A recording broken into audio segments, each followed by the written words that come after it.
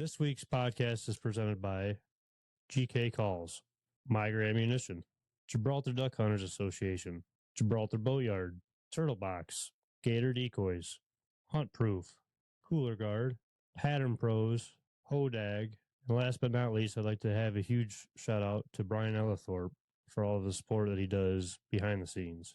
Now let's get into today's episode.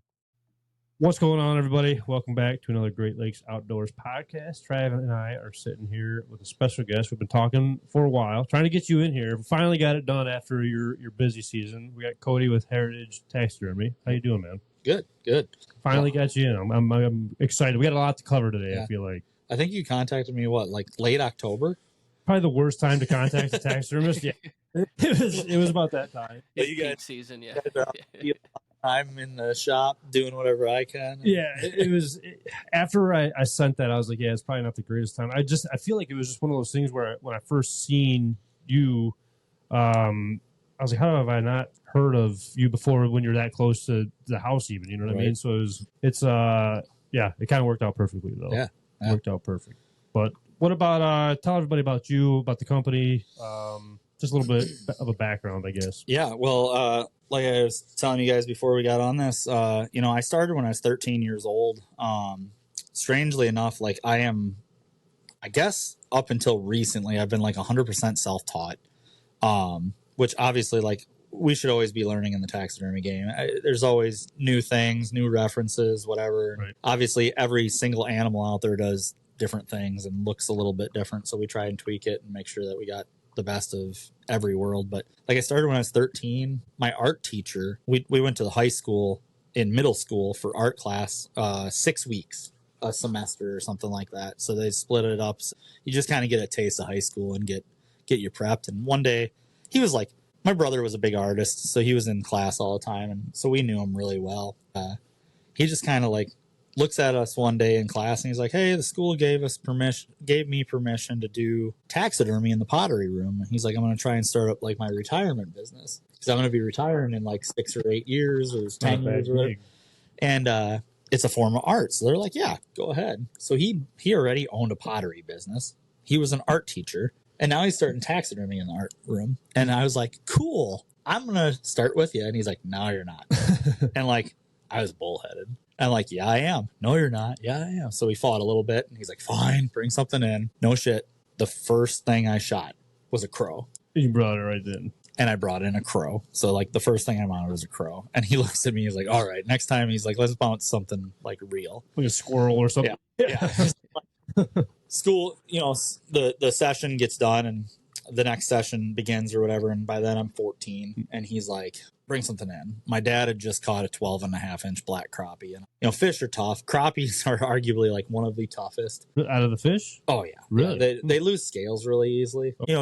Trout and salmon and stuff are pretty tough. But crappies for like a warm water fish are really, really difficult. And I don't know how. I never lost a single scale. Maybe being 14 years old, had a lot of patience, like just getting into it was like, all right, we're going to do this awesome. First time doing it, making sure it was right. Yeah, but like I didn't have any supplies at home.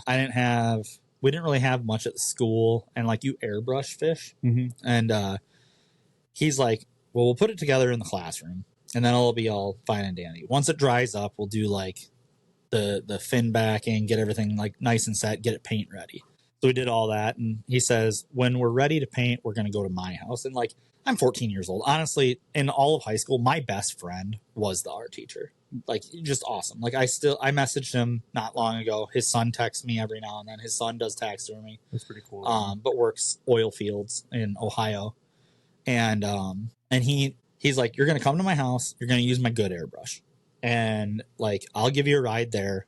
We lived maybe like 13 miles from his house. So were you guys learning kind of at the same time then? Or okay. Yeah, but like obviously like with me being in school, like he's doing it on the day to day. Right. But like I get to do it like every 6 months or something like that. Right. And so I went to his house and he's like, okay, here's the paints, here's the airbrush, here's how this airbrush works, this, that, whatever. I'm going to go in and eat dinner and I'll come back out and check on you when I'm done eating dinner. Mm-hmm. He's like, have at it. And not like me being a fish nerd already, like born and raised in a bass boat. I was like, I got this. No references, anything. Just know what a crappie looks like.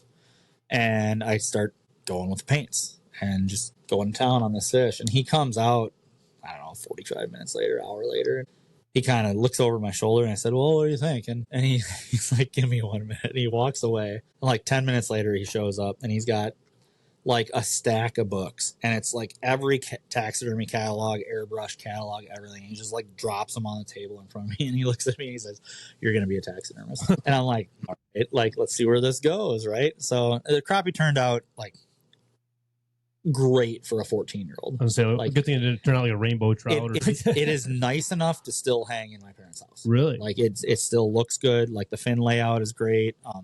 Like everything that needed to be rebuilt that shrank, like I did a really good job with it. I would argue to say I was probably better than I am now with fish. Really? And I don't know what it was, what I did. Maybe, like I said, maybe I was just super patient. But the next year rolled around. I would have been 15. I was 14 in high school. But he decided, like, okay, once every semester you can substitute a project for taxidermy.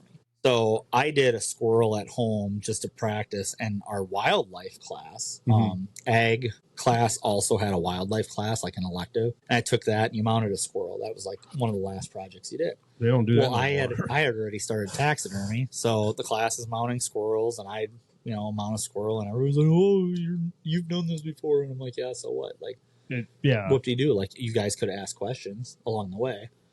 But I mounted a squirrel in that class, and then in the art room, I don't even know what I did when I was 15. I know when I was 16, I mounted my first big buck, and it hangs in the shop. Luckily, how I mounted it back when I was 16, 22 years ago. And that one will never get changed, like, period. And, there were like 3 or 4, by that time, there were like 3 or 4 of us mounted deer in the classroom. I won the school's big buck contest that year. Yeah, I went to that kind of school. Like, yeah, I guess small town Wisconsin, graduating class, 72 kids, the entire school under 350. Trav knows about that. Yeah.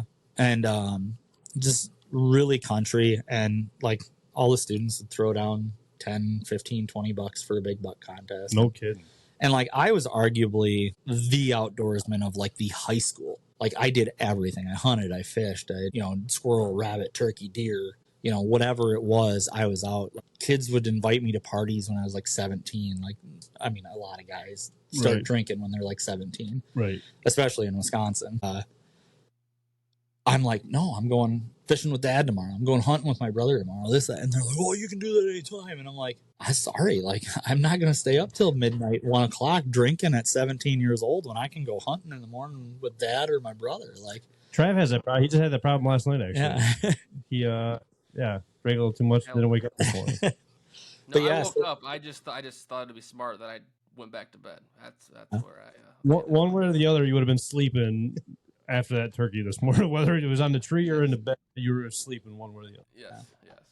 But I think by the time I was 17, I was starting to take on a couple clients. Had a little bit of a background, just kind of built myself from there. And we're in a nice generation where like everything's on YouTube. I'm not big into watching that stuff. I kind of did a lot of trial by fire type stuff. And I'll honestly say, like, that first deer was rough. It's not as rough as a lot of them I've seen. Like, I mean, I'm on all the taxidermy pages on Facebook and stuff and follow along, and people ask questions and like you'll see some really junky deer, but like good for them. They're making a step. They're trying to get into it. Like you got to start somewhere. And like my first doesn't look great. And like I have clients walking in, they're like, I'd be happy with it. And I'm like, yeah, but it's like, to me, it's this.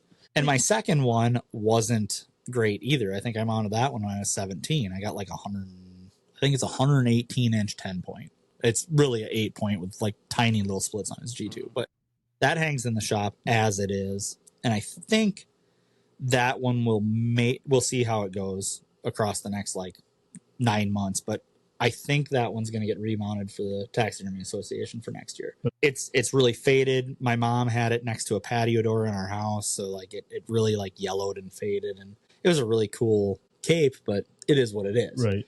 But the original will never get remounted. That crappie will never like disappear. It's your starting point. Yeah. I have a bass that my art teacher mounted for me. I sold the other bass that he mounted for me, but like I kept this bass, and that hangs in my shop. And I did make a post about that recently. I'll have to go back and I don't know if I've seen it. Maybe I probably have. I have so many posts out there right now. So it's all because of the monetization stuff. You try and hit bonuses, and social media is all just crazy. So it's now. like right now it wants me to make like 18 posts, 30 seconds or longer in the next 7 days. Holy crap. But it cashes me $56 if I get them, and it's like, so I do it.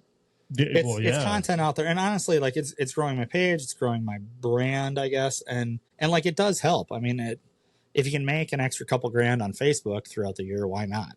They even talked to me about at the association. They're like, we might have you give a seminar just on like setting all this stuff up and like getting other taxidermists involved with it, because I'm like, it's just kind of a nice little avenue and sharing, and like we're out there to educate others. Like, we don't want somebody to get in taxidermy and do bad taxidermy. Right. We want everybody to do good taxidermy. There's plenty to go around. There's 500,000 hunters here in this state. How many hundreds of thousands of bucks being killed every year? And it's like, I wish more people thought of it like that way, even like in the hunting world. Because I mean, like what you were just saying, that everybody starts somewhere. People don't look at it that way, and they just want to dog people or just downplay people, and it's just it pushes people out. I feel like and even with like me, if you look 5 years ago, you can see a dramatic change in what I've done, especially within my deer. And like, that was me teaching myself.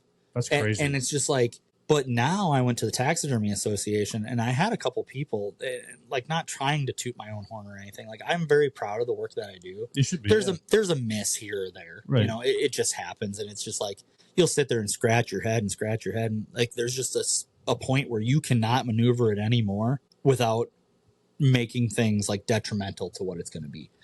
And like a couple guys, and one guy has become a really good friend of mine now. He looked at me and he's like, I can tell you mount a damn good deer.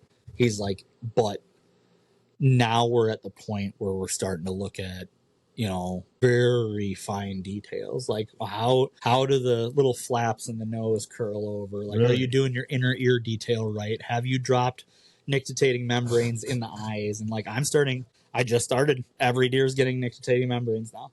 Wow. So, and like, I'm even Is that because of the shows? Is that because of the TA shows? I'd done them a little bit before, but there's a little trick out there, and I don't even mind sharing it. Like, I don't know if you guys ever buy coffee from like McDonald's or something. They put a little plastic lid on there. Yeah. 90% of those lids are white, but every now and then a gas station has like the black lids. Right.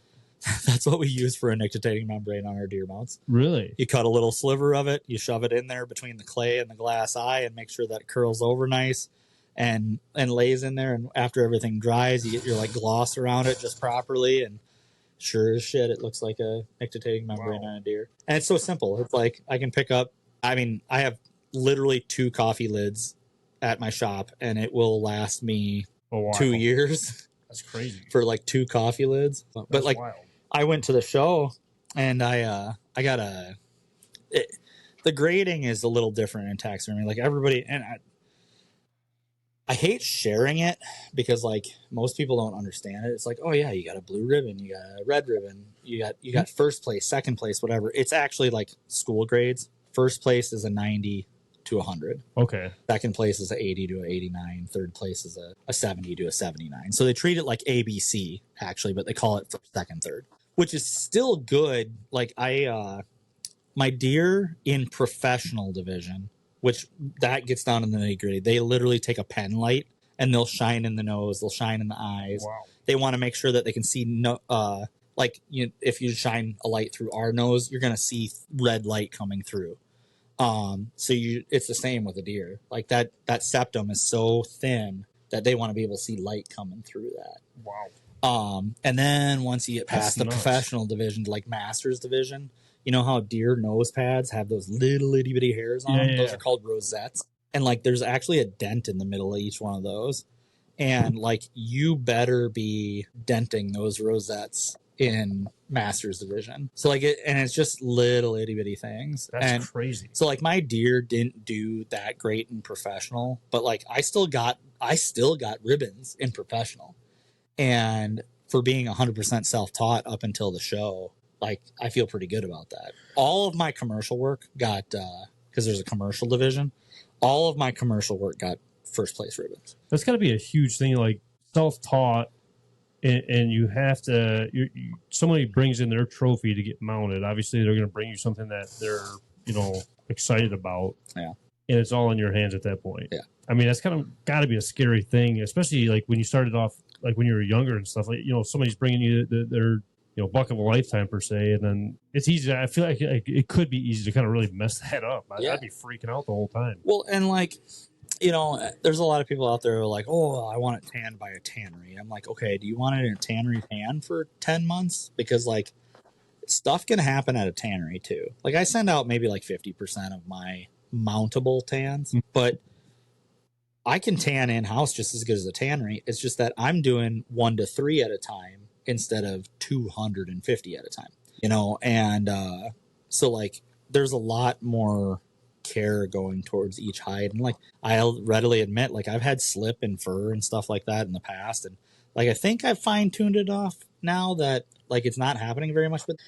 everybody has, though, I feel like, you know what I mean? If you're a taxidermist, where there's a will, there's a way. You got to figure it out. If you have slip and like you just can't throw that hide away, then you better figure out how to fix it. And like there's another guy starting up in Taylor, and I've told him, like, come on in, like you can hover, become really good friends. And I told him, I'm like, Eddie, come on in, like we'll hang out, you'll learn some stuff. Like you can, I told him, if you want to practice, I'm like, I've got spare capes. We'll order the mannequin to fit the spare cape. I've got spare antlers, like plenty of spare sets of antlers laying around.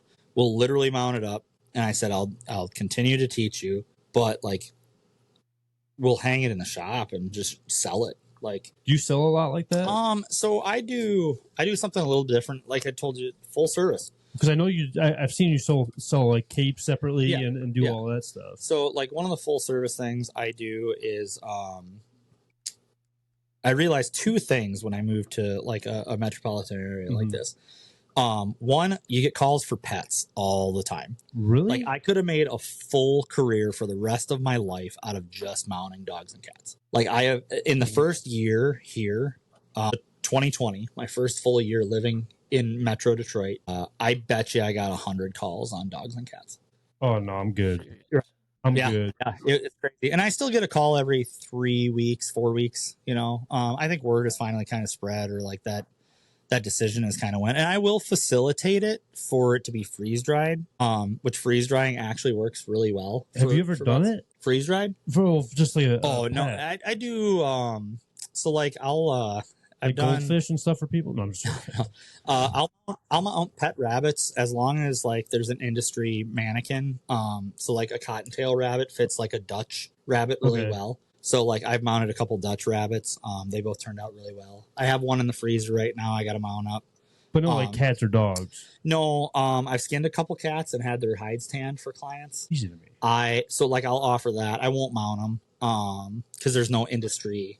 Like I have no desire to cast my own like life size mannequins in that way. But I did skin a dog, it was my first dog and the only dog I've done so far. And it just so happens that we have a dog that looks just like it. Oh man! Like it's ours is a Bichon Poo, and it was a pure Bichon. So it was a little odd. I was like, oh, I'm just getting my dog. I feel it. There's a lot of things with that. It's weird. Like one, who wants to have like their animal like stuffed at their house and just leave it there? I mean, you're gonna set it in a bed in the corner. Right. It's just weird to me. But yeah, I would kind of have that same feeling. Like this could be like I don't know. The way I looked at it was, so like I'm not going to do the taxidermy for it. I'll clean the bones and get them nice and white. I won't articulate them because that's a puzzle I just do not have the time to do. Like I'll skin them and have the hide tan, because the way I saw it is how do I put this? I shouldn't be able to judge somebody on how they need to mourn the loss of their pet. Because like, cats live for 20 years sometimes, 20, 22, 23 years old. Dogs, I mean, an old dog, sometimes 17, oh, yeah. Smaller dog. Old one. Like my dog, she was 14 when she passed, and she shouldn't have passed. It was a whole un-FDA approved, or it wasn't an FDA approved like trial drug for arthritis, and it ended up killing her. They found out some bad stuff with it, and I was like, this dog has been with me since a month after I left college. Like Yeah, my rough. entire adult life for 14 years. And like, I'm still heartbroken over it. And it's been several years, right? Family member. Yeah. Honestly. And she was the best pup ever. And like, so for people to mourn that loss, like if you want to pet your pet forever, if you want to shadow box that hide or like have a skeleton or a skull or whatever, just to have like something to remember them by. Like my thing is I keep their collar, I put it around a picture frame. Like that's what it is. Yeah. But like somebody else, I'm not going to judge them. And that is true. I can put up with the half hour of skinning if it even takes me a half hour, because like the full animal is the hardest part. After that, it gets easy. You know, once everything is like broken down, no problem. But that first half hour is the toughest. Cats, I hate doing. I still offer them. I don't know why. Stinkiest animal on the planet once you get the skin off of them. I don't know. I'll take a skunk over a cat any day. Really? They're nasty animals. Like I've had pet cats too, and just no, like cats are gross. So, and it is weird that I offer that stuff, but I don't want to. Well, at the end of the like day, it's money, though. I yeah. mean, if you're doing it for a living, you got to do what you got to do. Yeah. I mean, that's the moral of the story. Yeah, but like when you're saying cleaning the bones, you're saying like you're putting them in like a like in the bugs, like a skull mount, right? Like that's yeah. So there's two ways to clean the meat off of them. One is the beetles, dermestid beetles. The other is something called maceration. Not to be mistaken for something else, which everybody wants to joke about. Masturbation. Yes. But maceration, which is essentially utilizing water and natural bacterias to eat all that meat and stuff off of the bones, which is what I like to do. It reeks to high heaven. So what's the time frame between the two? Because I'm sure you could probably do both for like deer and everything else too. If you got a good colony of beetles, I mean, like for a deer skull, they could realistically get through a deer skull in like 24 hours. Maceration though, like I can do a garbage can with 6 or 8 skulls in it and a fish tank heater in a week. You know, but the thing about beetles versus maceration, beetles leave more grease in the skulls, so the degreasing process takes long. Everybody wants their skulls in 3 weeks. Well, that's if you're boiling them and everything. Then that grease is pounded in there, and over the years, all of a sudden the skull is yellowing and whatever. Like I guarantee my skulls, if they turn yellow and it's my fault and it's grease, like because grease moves through time. You know, I mean, your temperatures change, humidities change, and it starts moving, and all of a sudden puddling in areas of the skull. If it's on me, bring it back. I'll degrease it more if the skull can handle it. Right. Sometimes, you don't want to mess it up. Yeah, we don't go above 120 degrees. We don't want the bone to get brittle or anything like that. So you don't have beetles then? No. Okay. No. So I actually have a girl local to here that does the maceration for me this year. So I'm actually behind because she let things freeze this winter and didn't run the fish tank heaters because her finances sucked and she couldn't run the extra electric. So I'm actually probably like a month and a half behind on my Euros, which sucks. Usually I tell everybody June 1st is when my last Euros are finishing up, and this year it's probably going to be like mid-July.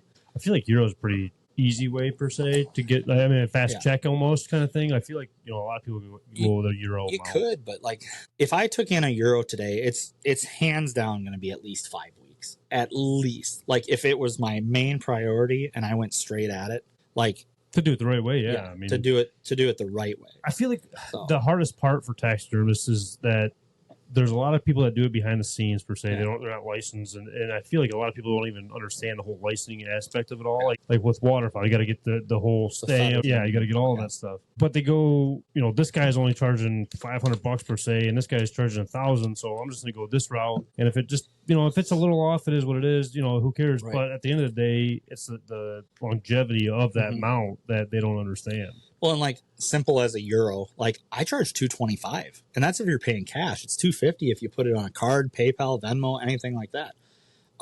Just to give that like discount, because cash is king. It always will be. Right. At least we hope it will always will be. We're changing society quite quickly right now. Rapidly, yeah. But I'm $225 for a Euro, and a lot of people are like, geez, like I ain't gonna pay that. I'm like, I know some people that charge $400 for Euros. I also know some people that still charge $80 for a Euro. $400 for a Euro mount? $400. Not here, but like there's a page on Facebook, and if you ever wanted to learn more about it, it's called Changing the Game Skull Processing.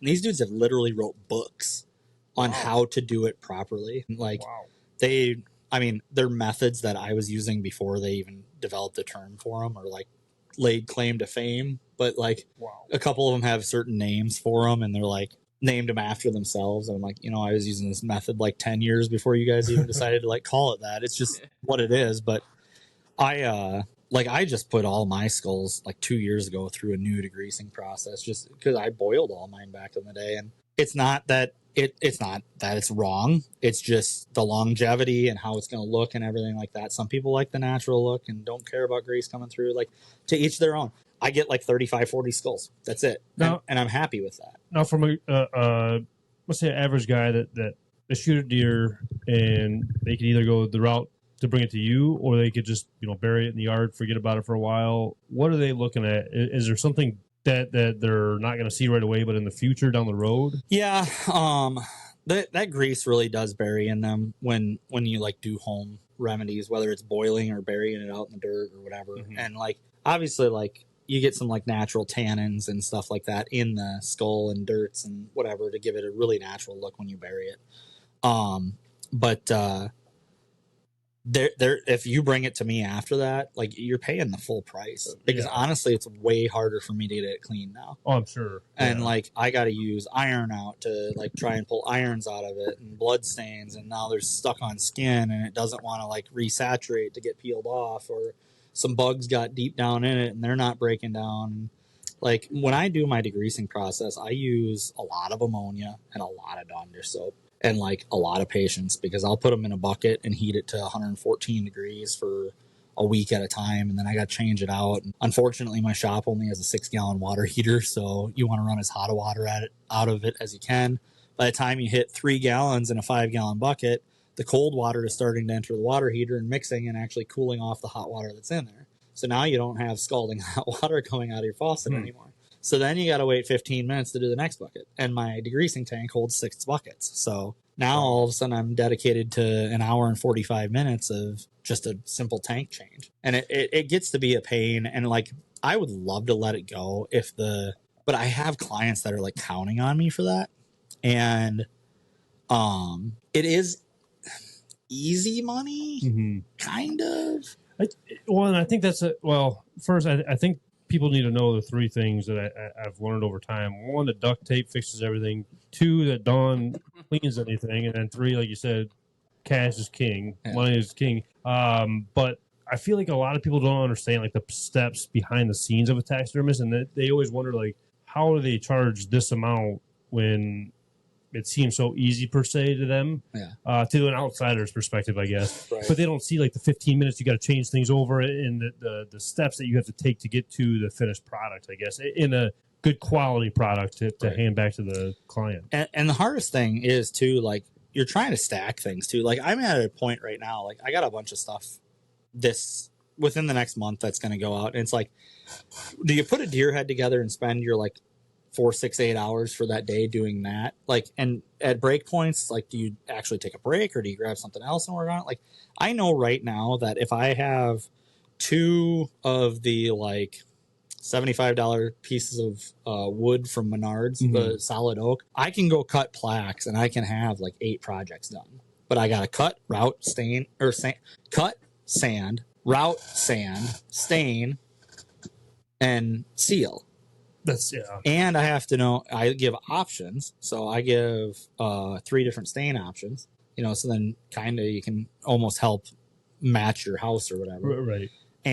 But like you're getting a custom cut plaque from me. Like this isn't a market standard or anything like that. When you get a plaque from me, it is an actual, like you're not getting the same thing that everybody else has on their wall. I made my stencil in high school and I have been carrying that through. It's always been my stencil. I did notice 15, 20 years ago that there was something crooked about it, so I remade it. But it's, I just straightened everything up and got a little tidier with it. And, I got a nice bandsaw. I got all the tools that I need. And I have a room dedicated to that. But, like, there's days where it's like, all right, well, I should be putting a deer head together. But now I need to cut, stain. I need to cut and route and stain and do this. And then also I got to lay out this turkey fan. But then I got to grab this skull and I got to run a bolt through this wood into the skull and make sure it sits there nice. And make sure that I don't get any dirt on the skull that is nicely whitened. But then my turkey fan is setting up, and like, do I put my turkey fan on this? And then, oh shoot, I still got to do this deer. And I had this deer out and I had it thawed. And oh my gosh, I pulled out a duck and that's thawed. And now all of a sudden my day's gone. I want to be with my kids. Like, I'm at 8 hours. I text the family and be like, it's going to be another hour. All of a sudden it's an hour and 45 minutes. Now I'm at a 10-hour day by the time I get home, there's smells associated with taxidermy. My fiance has a very sensitive nose. Oh, that's not good. So like she notices any sort of odd smell as soon as I walk through the door. I think my son has the same nose because he always walks, Dad, you stink. So I like there's some days I would text home and be like, open the garage door, and I'd strip naked in the garage and walk in and shower. And that would be like a day that I was messing with like freshly macerated skulls because all of a sudden it stinks. Or like somebody brings in a deer for €1 and it's literally been sitting in their garage for like a month and a half in a bag. And like, what were you thinking? So I mean, I followed the industry and I charge a rotten fee. It's $50. It's $50 if you bring something rotten into my shop. Just straight up. Like, if you're leaving it with me, you're getting charged $50. I'm surprised you don't go more. Trey, you got a fan running or something? Do you hear that or no? Oh yeah, it got really loud like 30 seconds ago. Yeah, I don't know what's going on with that. It's not feedback. It just sounds like something. Anyway, I don't think I'll try that fan in a second. But yeah, but like you said, there's all these like ins and outs of this world that are so much different, and like nobody understands. I was telling you guys earlier before we started, like I had the flu 3 times last year, and then that means that fixed it. That's what it was. It's something on your end, Trev. That's you got like a vent that's going off or something. I don't know. Anyway, that's exactly what it is too. But you got like I had the flu. I hear birds. You hear that? I do. You got a bird outside? The birds are me. Is it a robin? I don't know. But yeah, it's gone. I had the flu last year 3 times, which means I'm the last one to get sick in my house. Mm-hmm. Just always. Almost always. That means my 4-year-old usually gets it first because he goes to 4-year-old preschool. Then he gives it to my daughter or my fiance, and then they give it to me. And like right when I think I'm free and clear, I get it. And I get it because we're guys. We get it. We get sick. When we get sick, we get sick. Yeah. And so like you care for your kids for those 2 weeks, and then all of a sudden you get sick and you try to work and like, but your time is cut short on everything. So now that 6-hour project you had to get done, you never had time to do. So now you're doing all these little like 1 and 2 hour projects, trying to keep busy and helping out as much as you can and making sure you're at least staying on track, but you're really getting behind. And then like other things happen. Terrible. Like you don't want to make excuses, and I try not to give my clients excuses all the time. Life's life at the same time. Yeah, it is. My dad's had cancer twice in the last like 8 months, and like he's going through chemo right now, and it's a pain. Like this is his 3rd time with cancer in 5.5 years. That's horrible. And like there's all these different things that we have to go through, and it's like I'm just one man. Like I did have people I brought in to help. Like they're not reliable help, but it does help a little bit with catching up and getting some things done. Do you feel like I know there's some companies, and maybe not so much taxidermists that I know, but there's people that are kind of in a sense nervous about bringing new people in, just because if it would be once they get to a spot where they feel comfortable, it'd be easy for them to branch off and do their own thing, and then they already kind of have that relationship with the consumer, I guess, the customer. Yeah. So the client. Yeah, and the way I like to, and I actually developed this like kind of model with taxidermy. I thought about it this way: like, how many people do we know that cut hair, that are stylists, or barbers or whatever, and they go in and they rent a booth and like, or they have somebody that employs them, right. So they can either be their own individual that rents from somebody and has a chair in this place and does it for themselves, or you work for somebody. Well, then you get sick of working for them. And every single person that I ever know that has done hair hates working for somebody. Mm-hmm. And they end up leaving and they take their clients with them. It's just like, it's the same aspect with taxidermy. Like if I were to train you up and you get good at it, well, all of a sudden you've mounted 25 of my clients' deer and they like you and your work, they're going to be your clients. That's just how it is. And like, it's the same with getting your hair cut. But the model I kind of developed, and I'd love to do it this way, and I did offer it to this guy who wants to start up in Taylor. I told him, I said, I will make a space for you. you can use all my tools. We will even order in the mannequins for you. They are your clients. You still charge the Heritage Taxidermy price. Give me a cut. I get 10% of profits or whatever, and I told him, I said, but they're still your clients, so when you leave, you take them with you, because now you don't have to pay me anymore, but you're also now buying all your own mannequins. You have to buy all your own tools, this and that. It gives you an opportunity to grow yourself and still take those clients. But like, there's still an expectation for you to bring in new clients to us.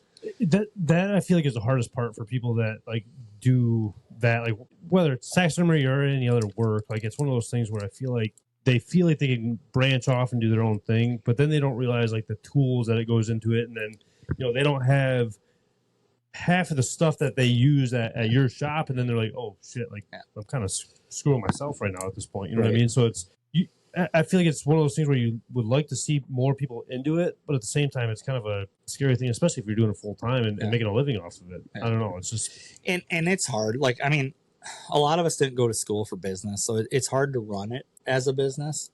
Like I just submitted paperwork to change to an S corp from a LLC, and that's just purely financial reasons. My accountant and I talked about it, and he's like, "You're right on the bubble. Like it'll save you in the long run for sure." So we did, and I mean, I have no idea what to do. I got to put myself on payroll. The business is literally going to pay me now instead of you giving me $8.25 for a deer head and me going into my pocket. Now it has to go to the bank account, and then all of a sudden, however often I want to get paid, whether it's monthly, quarterly, whatever, now I have to call my accountant and tell him, I'm going to take out, I want you to write me a check for this much. And it's like, it's really odd. So I'm going through a big change right now. I mean, it's not going to take like my mind off of taxidermy or anything, but like the financial side of things and the business side of things are so different. And like you guys have seen, I have a street side shop. And how many taxidermists have a street side shop? not a lot, honestly. A lot of the guys are just doing it right out of their house, I feel like. Yeah. Like, we decided, since I had a son and we're starting this, and he's adorable. He actually is. Like, we go to Walmart or Meijer or whatever, and like sometimes we gotta basically bat the old ladies and guys away. Like, our kids are cute, and we are blessed in that way. And like most babies and like 3 and unders are not that cute, but I don't know how we ended up with such cute kids, but I guess good genes coming from us both, and ended up with cute kids. And like, there was a little bit of fear there, especially in today's society, that like they get seen when we go to places. They get seen, and it's like, I don't want, not that like the people that hunt and fish that are bringing stuff in are like crazy by any means, but that means every person that walks through now has an association with my family if I do it out of my own house. So by getting a shop elsewhere, it sucks because like I lose a lot on overhead. Like, I'd have an extra 15 to 20,000 in the bank every year, but like, granted, that would be going towards a mortgage or something like that. Right. You're not going to see it regardless. Right. The end goal actually is to build. Ooh, I just got a cramp. Too much fishing, too much dehydration today. Oh, the whole hamstring's going. You gotta stand. But where was I? Building the shop. Yeah. The end goal is to do like barn dominium style kind of. Originally it was 40 by 60, but now the goal is a 60 by 100, because I realized 40 by 60 is only 2,400 square feet. I am working out of 900 square feet right now, and no lie, double of that is not near enough.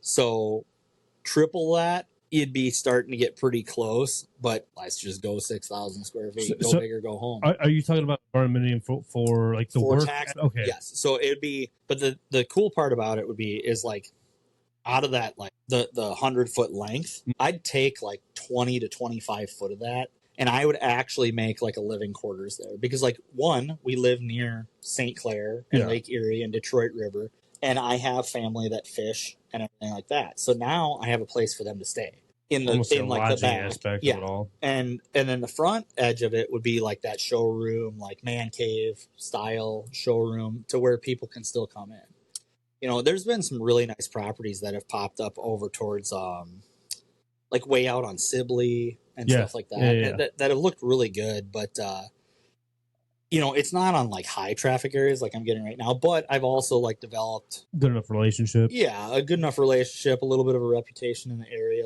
I don't want to say I'm the biggest taxidermist in the area, but I kind of feel like I am right now. Well, with you having a shop, it definitely sets yourself apart. Because I mean, like Trav and I talk about it all the time. For us in general, like if you're trying to sell something or trying to get your name even out there, wise, you have to be different in some aspect, right? So I mean, just you having a shop sets it. I mean, I can't even tell you that the closest taxidermist besides you, to have a shop like that. Or even have a separate like location to store it and work in. You know what I mean? I honestly think St. Clair Flats is probably the closest. Well, there's just this side of St. Clair Flats is another one. It starts with an L. I can't remember what it's called. But I guess that's my point. Yeah, but that's way up in Algonac. That's an hour and 25-minute drive for me. For you guys, even farther. Right. So we're looking at well, actually for you, it's way far. But like just up the road from you,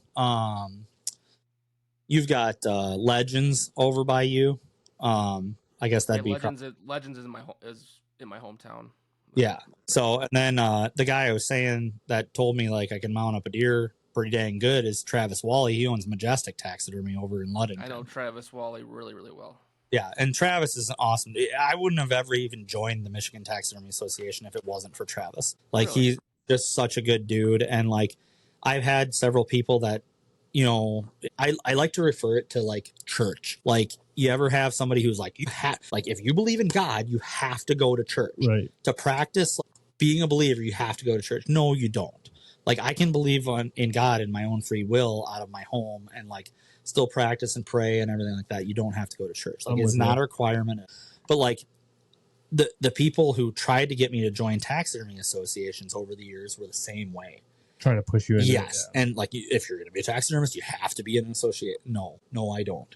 And it really pushed me away. So like I kind of got in this realm. Like over the last few years, I really wanted to do it. But guess what? In April, the show was in April, early April. What's going on in early April? The walleye run, turkey and hunting. The best smallmouth fishing, the beginning of turkey season. And I'm like, that's actually like a busy time of year for us as taxidermists, or should be, if you're into that, doing that thing. And my brother, I see my brother, he lives in central Wisconsin, and I see him, if I'm lucky, twice a year. Once he comes over in April to smallmouth fish. Oh, smallmouth. Yeah, we're bass people. Walleye inferior. Weirdos. And the other is deer season. When I go back to Wisconsin to hunt their gun deer season, like I don't even get to go home for Christmas now because That's tough. The 2-year-old and 4-year-old have to have Christmas in their own home. Right. Home for me it's a hard 7.5 hour drive. Like that's tough. And so like I miss it a lot because like I'm a country boy by heart, and like this isn't country. Like it's not. No. It just this metro stuff. Like you can find country close by, which is nice. It's kind of one of those weird transition spots where like you could go down 10 minutes down the road and it really gets into that country feel to it. But you're not. It'll probably take you, I don't know, half hour, 45 minutes to get like nothing but fields wise. I guess. Right. But like the whole thing about it though is like the show literally fell on when my brother visited the last 4 years. And I told him this. I told him in November. I said the show's this week. You cannot come that week. Pick any other week in April. And they came the next week, the following week. It was so chaotic because like for like 3 weeks, all I was focused on was getting stuff ready for the show. And I'm like, what if I hate this? Oh my gosh, I did an open mouth deer and a closed mouth deer, but I could really hate this. I should probably take this fox. Because the judge is the guy who actually molded the mannequins for the fox. Oh, so you kind of got to up on it. Yeah. So that's what's crazy to me, though. Because like he looked at me and he's like, he kind of leans into me and he kind of like elbows me and he says, if you're going to bring a fox for competition, you probably shouldn't bring the first thing I ever sculpted. He's like, because I know exactly what's wrong with this mannequin. He was the coolest dude ever. I messaged him on Facebook last week with the fox that I just finished. And I was like, dude, thank you. One, I'm like, I still like, if you learn 10 things you don't work on 10 things. You work on perfecting one thing. Mm-hmm. And then you go to the next. But like I had never like with predators, you pluck all the whiskers. And I had never plucked the whiskers on them. And I was just like if I had a whisker fall out, I literally just discarded it.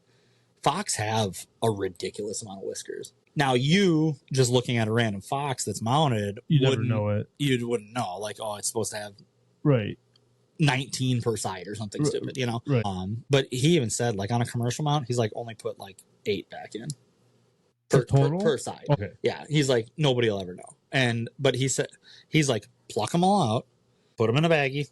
You got them to the side. And then he said, that allows you to back brush that muzzle, which in turn stands up the fur and gives it a fuller muzzle. And he's like, come back with your upholstery pin, which is a thicker needle. And he said, poke it in there and then dip your whisker in super glue and stick it in that hole. And I'm like, no shit. And he's like, and I'm like, all the YouTube stuff, anything, I've never seen anybody do it. And he's like, it's that simple. And I'd messaged him. I'm like, thank you for that tip.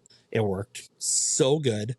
And it's literally needle, glue, hair, needle, glue, hair. And like, I put 15, 20 whiskers back in, and instead of them drying and like curving where you don't want them, now you have them exactly how you want them. They're all splayed out nice. And it completely changed the way my fox look now.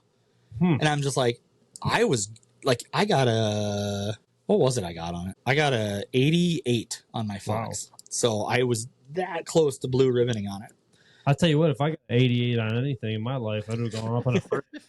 That's for sure. Right. That's for sure. But he was like, no, he's like, you did really good. And this made me so happy for myself and proud of myself going to the show. I took the 2 deer, which I had intentions to take. I got a 78 and a 79 on them, and they have their problems, but on commercial, like it would have excelled past. Right. You know? I was just about to say, like that's right. Like fine details. Yeah. The fox, I was like, I got to take it, and I got to enter in pro just so I can have him judge it. And I got an 88. I'm like, that's crazy. And he's like, dude, you're well on your way.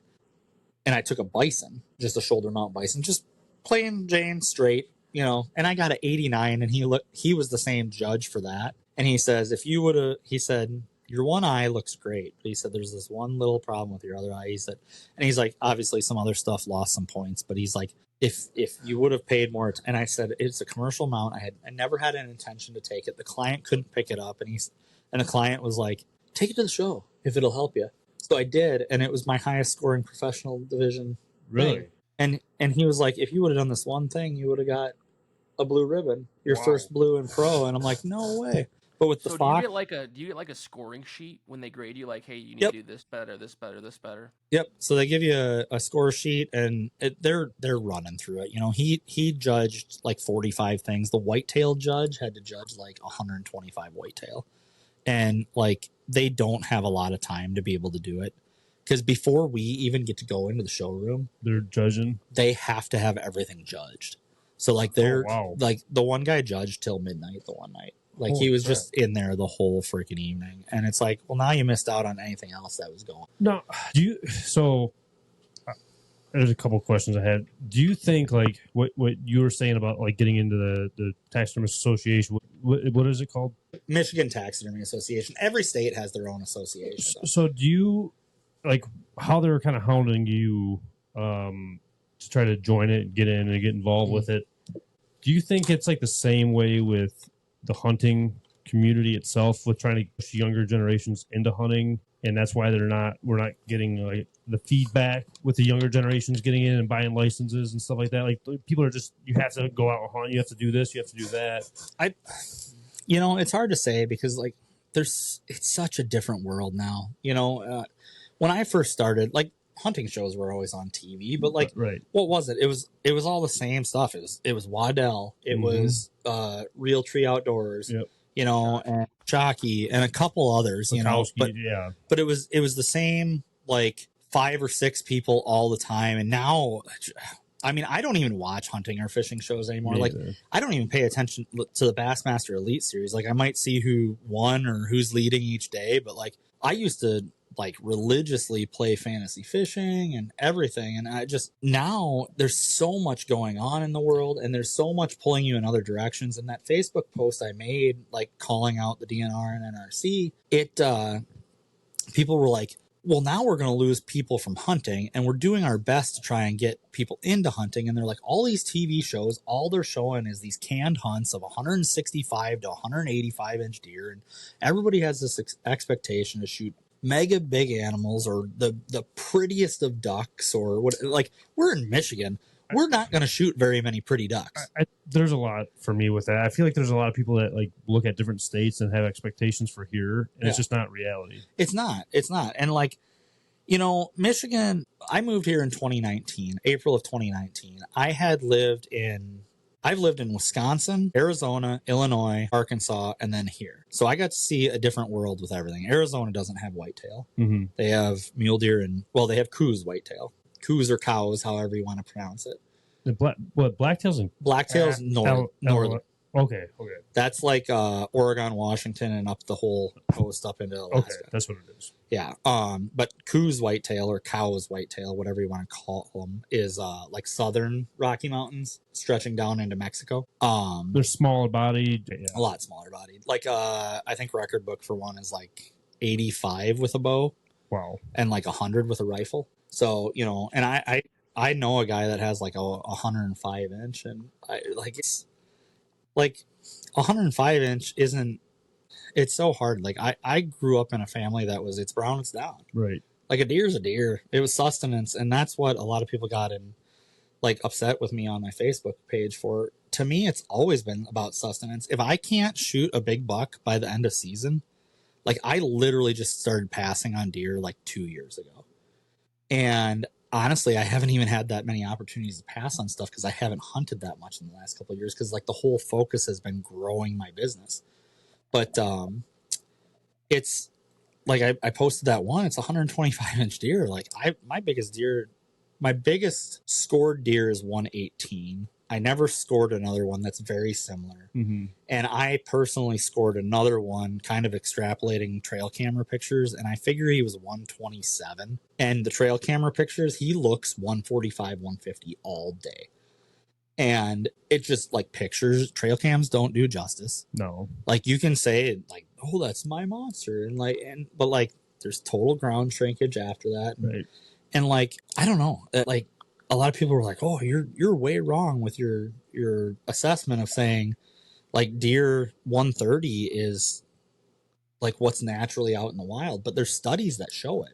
Like, it's nonstop. You can Google it right now and be like, what is a normal, like, mature size deer? And 130 is about it. But obviously there are deer that get beyond that. And it's a good system. It's a good managed property.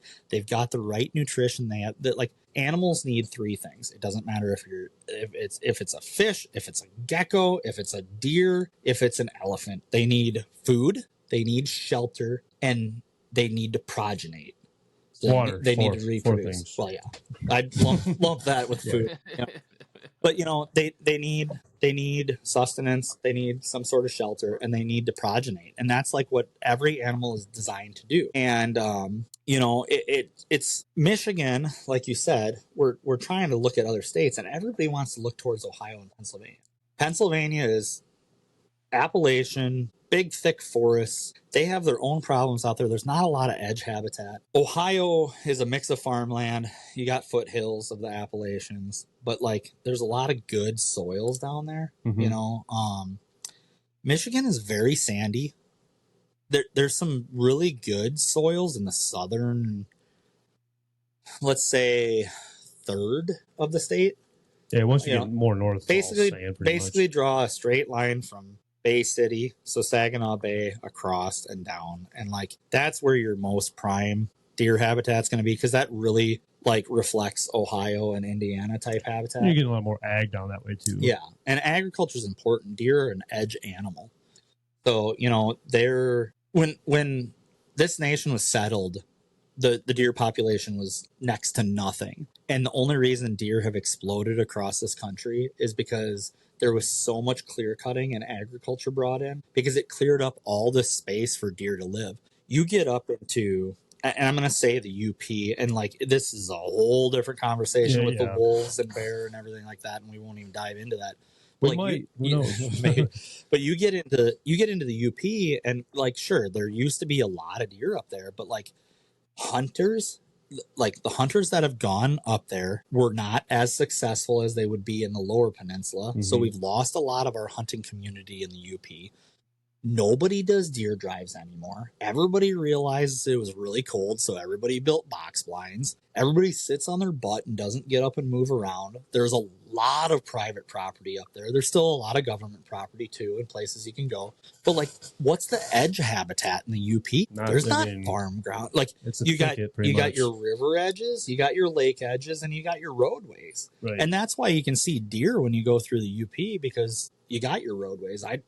I drove through the UP a couple years ago to take an interview up in Minnesota, and basically crossed the bridge, went over to Duluth, and just that stretch. And I drove through at night both times, and I saw just ridiculous amounts of deer. And I'm like, I was dead afraid the whole time through that, because what is it, like a 4.5 hour drive across the UP? 5 hours? To be honest, I haven't took too much time. It's even longer than that. It's a, because we went up to, it was like 6 minutes, almost 6 hours. But I saw a deer the whole time, and obviously, like, yeah, wolves kill deer. Bear kill a heck of a lot of deer though too, and our bear management is severely lacking here. Like, it still takes 10 years to get a bear tag? 8, is it? I think something like that. Yeah, and there's depends on the county. Yeah, and there's a lot of bear up in the Northwoods. We got one down here now. Yeah, did you hear about that, Trav? Mm-hmm. I saw it on the news. Yeah. Someone's black lab that got loose. Right. I don't know, and it's so crazy, that like. When I worked for the DNR, it was fish division, but like there was bureaucracy, and that's the biggest reason that I'm gone, because like I had a fight with them over some stuff, and it basically like pushed me out, and I just was like, no, done with it. And then I started applying other places, and I realized, well, I got blacklisted in Michigan because like when you're a doer and you're a thinker, like they don't want you, they want status quo.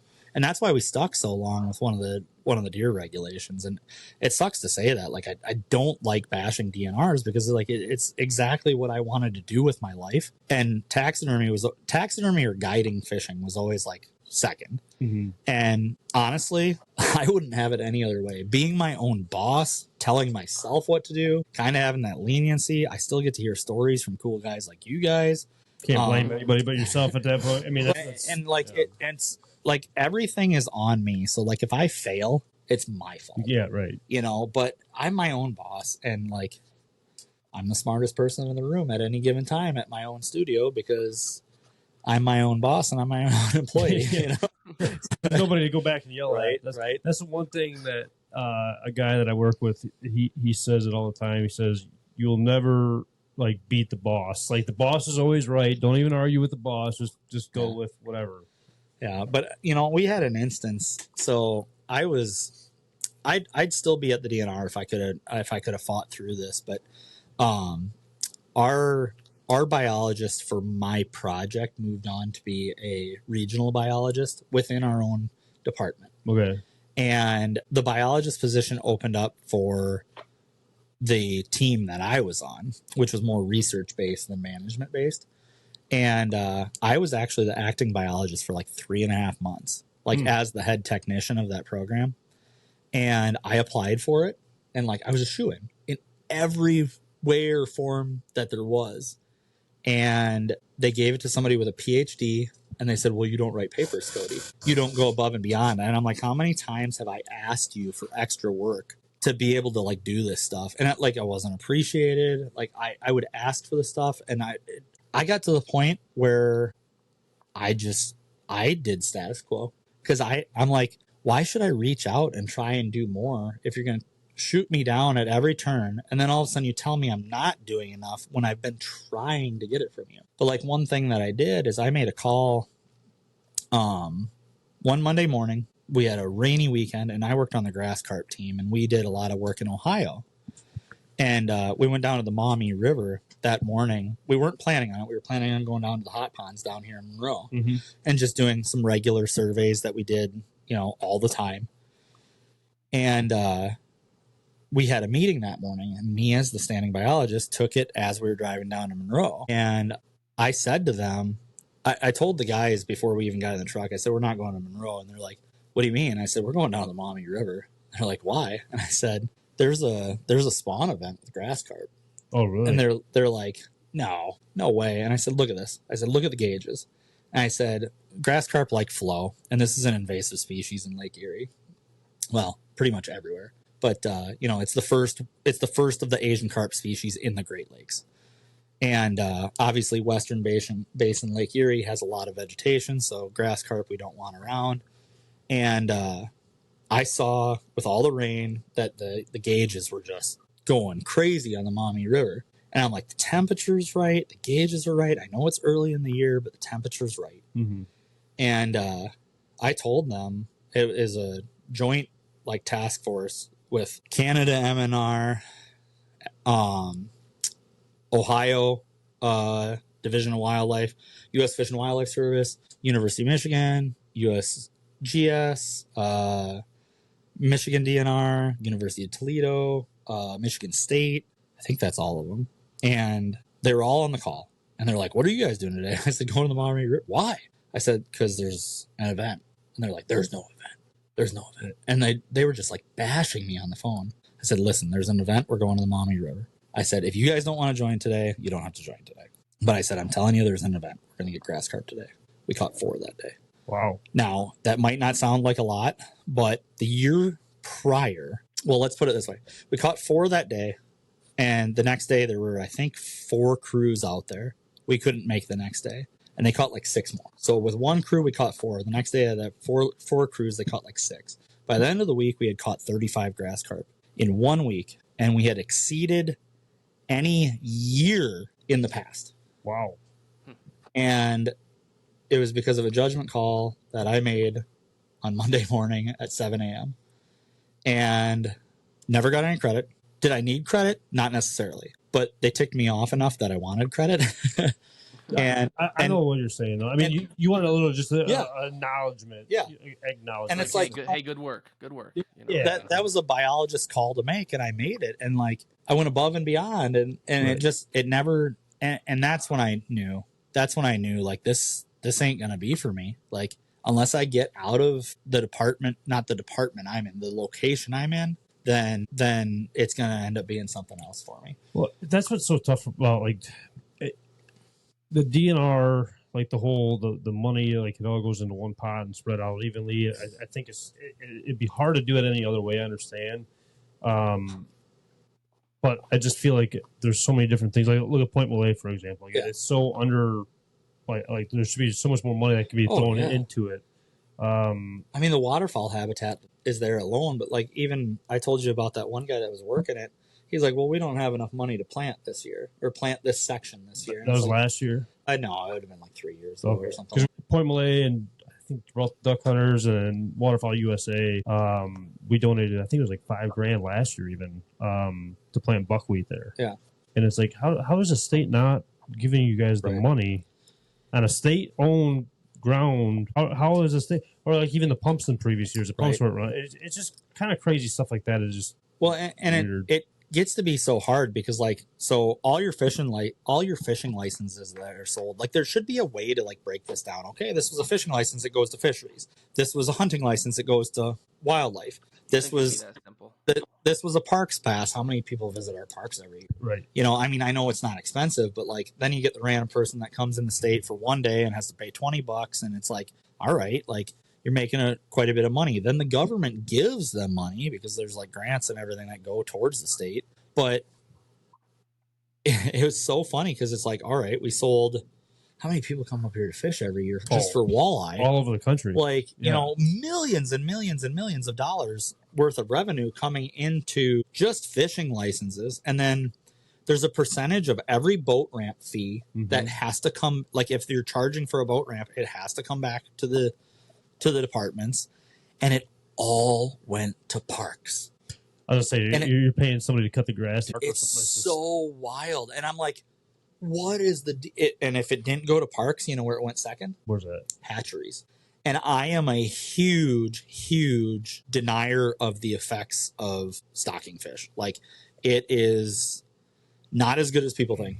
Like, hatchery guys will argue it all day, every day, but like, there's more than enough studies out there that show that it is like just the supplemental stockings of like walleye and bass. Like, one, you shouldn't ever have to stock a bass or a bluegill. What about like the trout? No, like those hatcheries. It's always put take, type stuff, and obviously like salmon. Salmon don't belong in the Great Lakes in the first place. Granted, it's a great fishery. Like, Right. it brings a ton of revenue. Like, at this point, they're an established species. Like, they're not an invasive anymore. Even like in the smaller rivers and dams, like Tippy Dam, for example, don't they stock that area out that way? They still drop.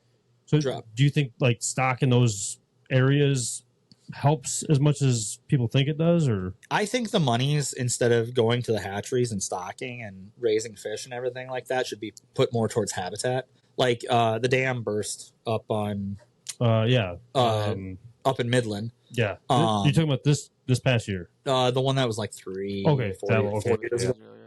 But like, they're rebuilding it, and like, they shouldn't. That ecosystem has changed so much, and everybody's like, well, what about those people who bought like lakefront property on that lake where the dam broke and now their dreams are ruined? And I'm like, well, guess what? The DNR could just, or the state can allot them that land. Technically, they have bottom rights, and their property line should still go straight out to the river. Granted, their house isn't right next to it. Granted, they don't like get a dock and a boat that they can run around a lake. And yes, I get that aspect and everything and that argument. And I had that argument on Facebook not long ago. But honestly, from an ecosystem perspective, oh gosh, that was great for it. Like, I mean, it just like the walleye run up the river, the steelhead were utilizing the river in different ways. We had to do some electrofishing and stuff way up that river, took jet boats and stuff after the floodwaters had receded, after that dam broke. And we got steelhead up that river, really? like miles and miles farther up than a steelhead had ever been recorded. Wow. And it was just incredible, like how quickly it changed and how quickly fish were utilizing it in different ways. And like, I'd like to see those monies go a lot more towards habitat, but we do pour a lot of money into hatcheries. And like I said, parks just takes up so much of the money, and it sucks because, like, imagine what wildlife could actually do if they were funded a little better. Well, so no, it kind of goes into a point for me where, people are like super against like the prices of tags and licenses going up every year, right? But I guess my whole thing is I use the hatcheries for example, like the food and the whatever they use for that. Those prices are going up more. Mm-hmm. So since it's like going into one big pot, all the money, they're going to need more money to get to be able to still do that, right? But nothing's explained in that depth, so people don't understand. Like, just because your deer license or your deer tag, it doesn't mean you're going back towards the deer hunting aspect or to help anything out in that realm. You're doing everything. Right. So I mean, if their price is going up on certain things, I mean, gas for pumps or tractors or whatever they're going to use, right? The DNR still got to spend money on that. Yeah, it's from the state. I understand that, but I don't know. Well, nothing's explained. I feel like the way it should be, and that's where people just go to Facebook to see the first thing that they agree with, and then they just run with that thing. Well, and one of the hardest things with it was there's this use it or lose it mentality, and it really sucks because they tell you, like, use this money or lose it, and they give you a hard deadline, and then next thing you know, all of a sudden Wildlife or COs has brand new trucks, and it's like, the reason they have those is because they gave them such a hard deadline a few weeks away, and all of a sudden they had $1,000 that they had to spend right now, and they're like, well, what can we do? Okay, let's contact Chevy, Ford, and Dodge and get bids really quick and see who can get us some trucks, because how can we spend this money fast enough? And it's crazy because they're like, well, that's misappropriation of funds. It isn't because of the way that it's a use it or lose it mentality. If you don't use it as wildlife or fisheries or hatcheries or whatever, if you don't use it, guess what? It reverts back to the state, and we can use it for whatever the heck we want to use it for, which means maybe fixing a pothole somewhere. Well, that'll become a pothole even worse. Right. Right. Well, and then the point of it is too that if you don't need it now, then we probably don't even need to give it to you in the future, because it's that Right. much easier to cut it. At that Yeah, point. and that's the thing. Like, if you don't spend it, now they're like, well, they didn't have anything to spend it on, Right. so we're going to give them $750,000 less dollars next year. Right. And it shouldn't be that way. Like, there should be the monies need to be, and it's this way in every state. It's not just Michigan. Right. I ran into it everywhere I went. And when I worked for a system called the Illinois Natural History Survey, and it was a fish division. University of Illinois owned the INHS, and INHS had a fish division because the DNR was so broke. But University of Illinois could afford the research with grants. So we got one of the biggest grants ever in the state of in the history of the state with Illinois. One time we got like $2.25 million. I feel like state's almost that way. No, with with the DNR kind of thing. I mean, look at it. There were abandoned turkeys this year that not a lot of people even knew about. But like, it was, from my understanding, anyway, state kind of held that, and not our DNR was there to help. But it was kind of state's thing. I could be wrong. But the crazy part with it was like that $2.25 million was supposed to cover us for the whole year. We had a field station of 12, maybe, I think we're working there. But then I found out, so we were all signed on 6-month contracts, and I actually worked there for 5.5 years. Oh. So that means I went through 11 contracts in that time, and I didn't know. They were basically forging my signature every 6 months. And they were doing that for all the technicians. And we got paid dirt. Like, I think when I left there in 2016, I was getting paid $14.10 an hour with 5.5 years of experience and a bachelor's degree. And for every $14.10 that they paid me, they had to pay the University of Illinois from the grant another $14.10. So realistically, I was supposed to get 28, but the way they set it up is every penny that I got paid, the university got paid too. And then there was one time we hit that use it or lose it mentality. And I happened to be sitting there doing my hours on the computer in the secretary's office, and the boss and my supervisor walk in, and they were talking to the secretary about like, oh, we have this much money, we got to figure out how to spend before this date. And just me joking around, I turned around and I'm like, ooh, ooh, ooh. And they're like, what? And I'm like, you could give us all bonuses for Christmas. And no lie, like 3 weeks later, I went out and did just a lake survey, a population survey with my supervisor. And he says, you guys are going to get that, by the way. And I'm like, what are you talking about? He's like, that bonus you mentioned. And he's like, but it's not going to come in the form of like cash on your paycheck. He's like, the use it, lose it mentality, we have to make it in the form of a Cabela's order. And no lie, I taught everybody how to use the bargain cave and everything. And like pre-Christmas, they're clearing out all the last year's stuff and everything. The bargain cave is where it's dude, at. I got like a $700 rain suit for like $150. And that's what I ran for like 10 years in fishing.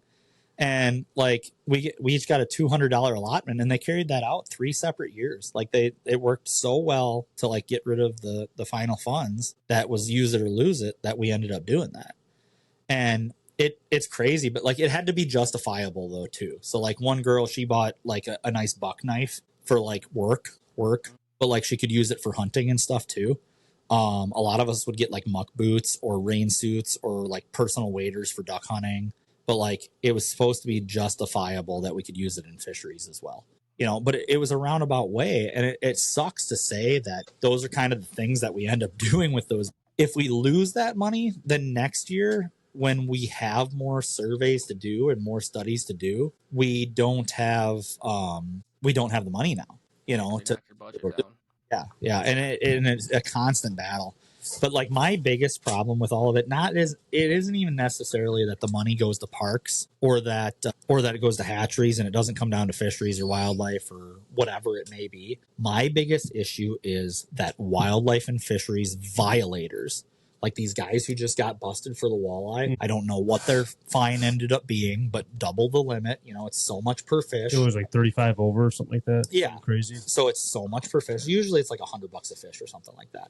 So now they owe $3,500. That goes to the county that prosecuted them. It does not go back to wildlife or fisheries, which it needs to. It is so easy to like separate that out in a court case, like give the court the fees that they need, but all of that money for wildlife violations. And I wish I could like I told my fiance, I'm like, I kind of want to run for politics. I hate politics in every way. I am neither Republican or Democrat, and you can yell at me all you want, but like, we need to learn to think for ourselves and just kind of like think for the betterment of everybody. And I would argue for conservation. And that's one of the things that, like, it's political. You need to figure out why wildlife and fisheries violations isn't coming back to wildlife and fisheries. If they're damaging that resource, it should come back to that resource. The problem with You that, think that would be the way it would be, right? You'd want to put that money back to hopefully better that species. the problem is makes sense, right? Yeah. when you go and hit the DNR or the state for like to get those guys that just got busted for that and go back to the fisheries, you could go to every single city police department and say, why are you writing this ticket instead of this ticket when they actually did this? Right. Well, it's because this ticket goes back to the city and not the state. Like, if I write this big of a ticket for that person, it goes back to the state, not the city wise. They get double parking, it goes back towards the city instead of. And there could be some like under the table crooked crap.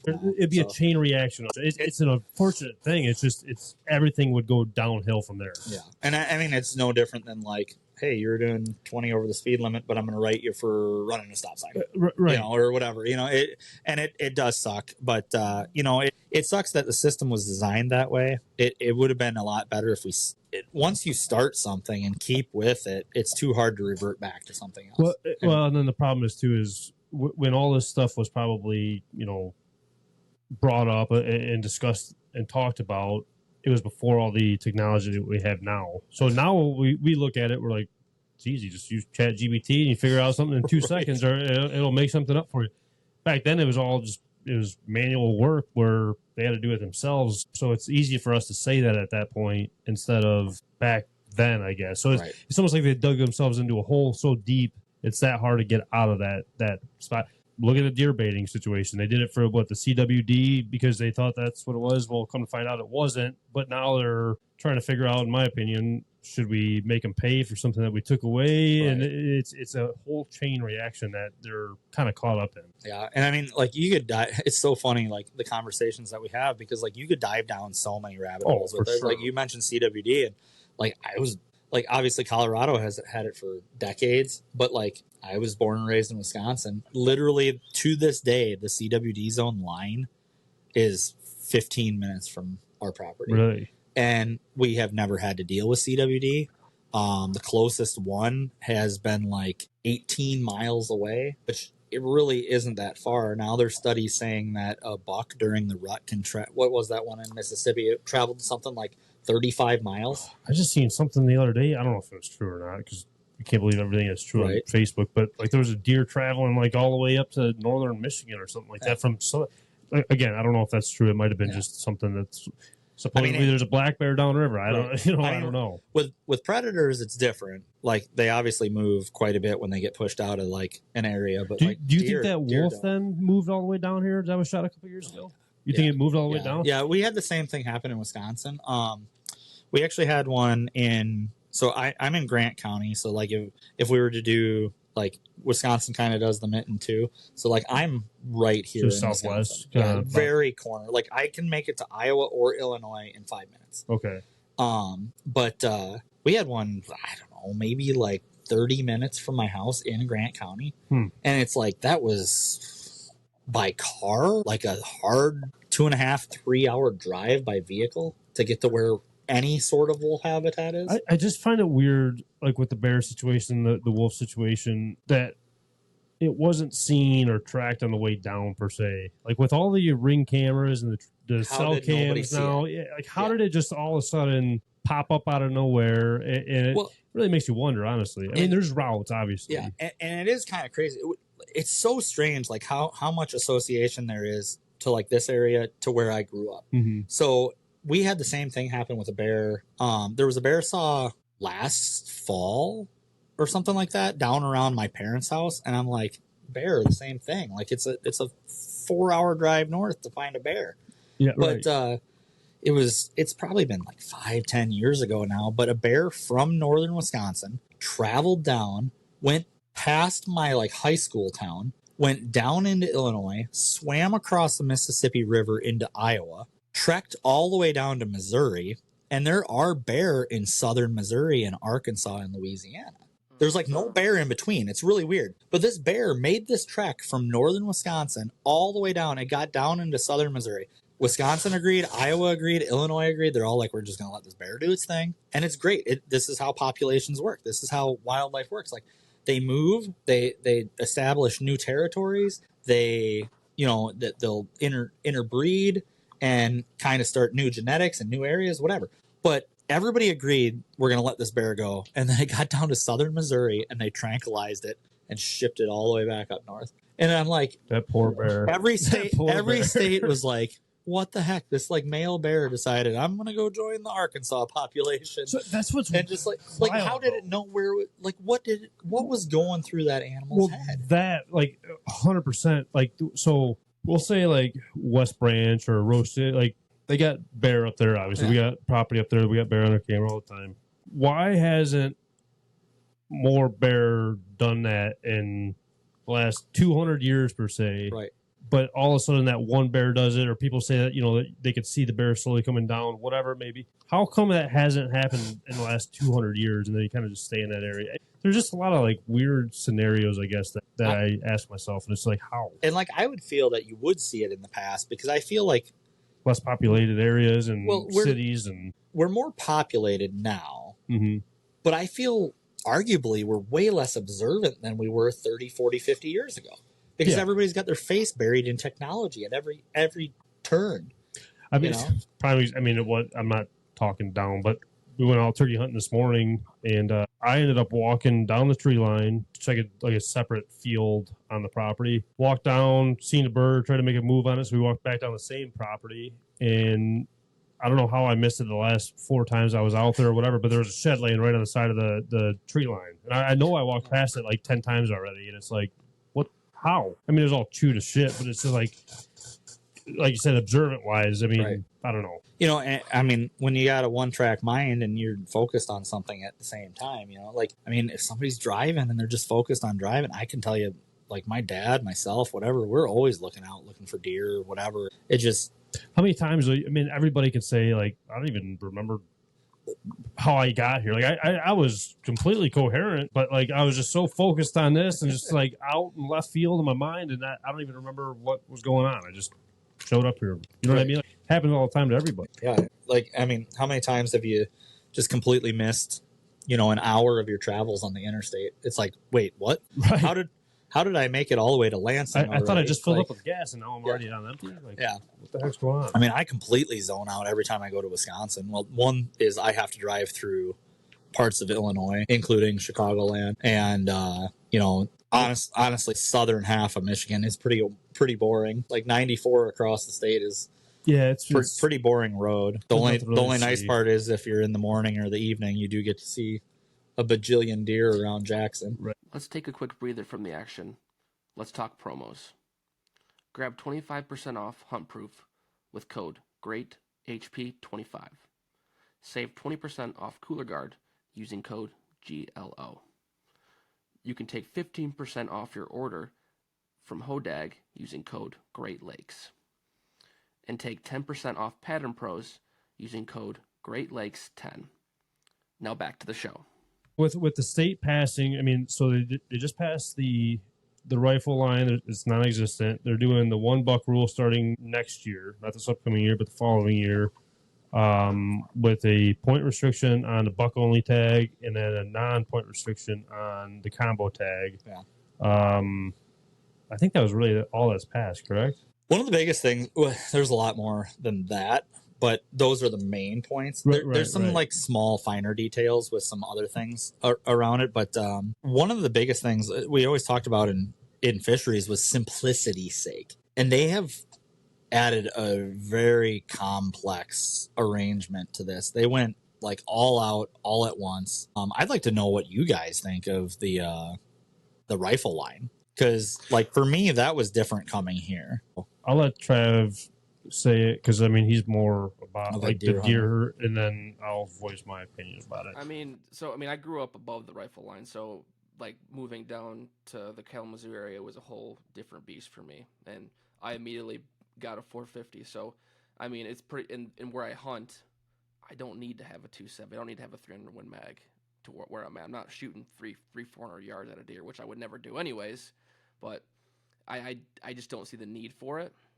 And that's I don't think 450, 350 using a 12 gauge with buckshot. I think that's really what we need. But I know there are a lot of ag down here where a 270 or a 3 Win Mag would do you some good down here. So I think it's difficult, right? Where there's so many populated areas where now you're going to get a Yahoo with a center fire rifle that may not know where his backdrop is, and there potentially could be some injuries from it. And that's kind of where I'm at with it too. You could already use a rifle per se to predator hunt down here. And I know there's not a ton of predator hunters out there compared to deer hunters. I understand that. But you could use a 30-06, if I'm not mistaken, to shoot a coyote during the daytime. So who's to say that people aren't using rifles already down here? I mean, obviously it's illegal, but illegal, but they were still probably doing it. I don't think that there's going to be as many hunters going out of their way to buy 30-06s and high-powered rifles. I mean, and if you do already have one per se, I feel like you're somewhat understanding of where you're shooting at or whatever. I feel like it's safer, even though you can shoot predators during the day with 30-06. I feel like it's safer shooting out of a tree stand with a 30-06, somewhat aiming at an angle downwards. That was one of the biggest things for me that was kind of shocking to me, though, in all reality.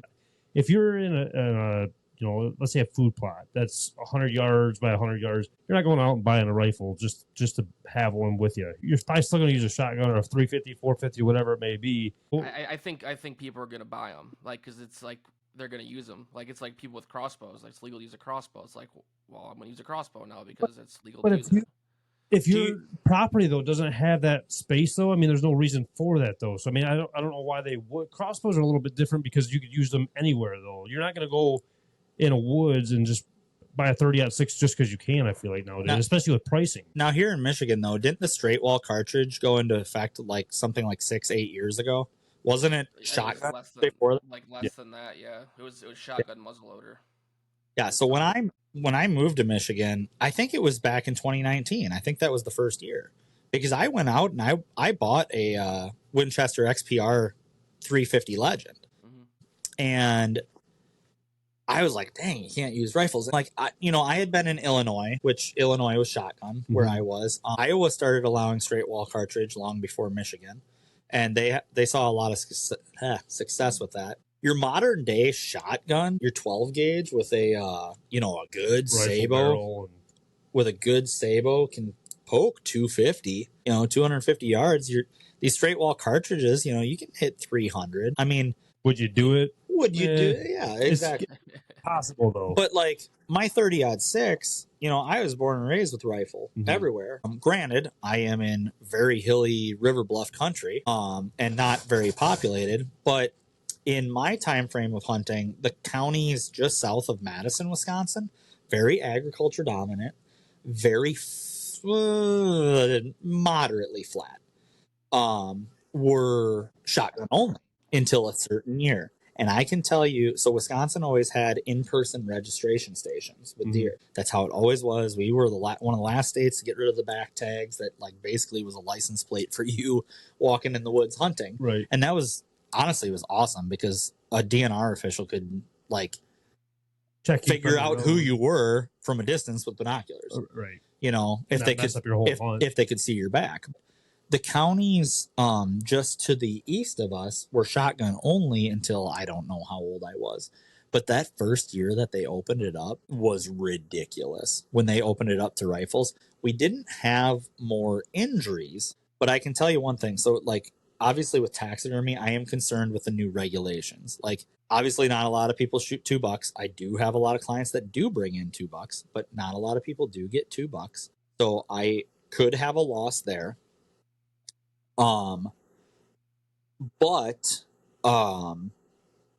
opening it up to rifle, you will absolutely see more big bucks killed this year. 100%. 100%. Those counties that opened up when I was younger next to us were like known big buck counties. But when they opened it up to rifle, that's when they went downhill for big bucks. And they went downhill really fast. 2 years. And it's like every 4.5-year-old, 3.5, 4.5-year-old was wiped out. And now they're not known as like big buck territory.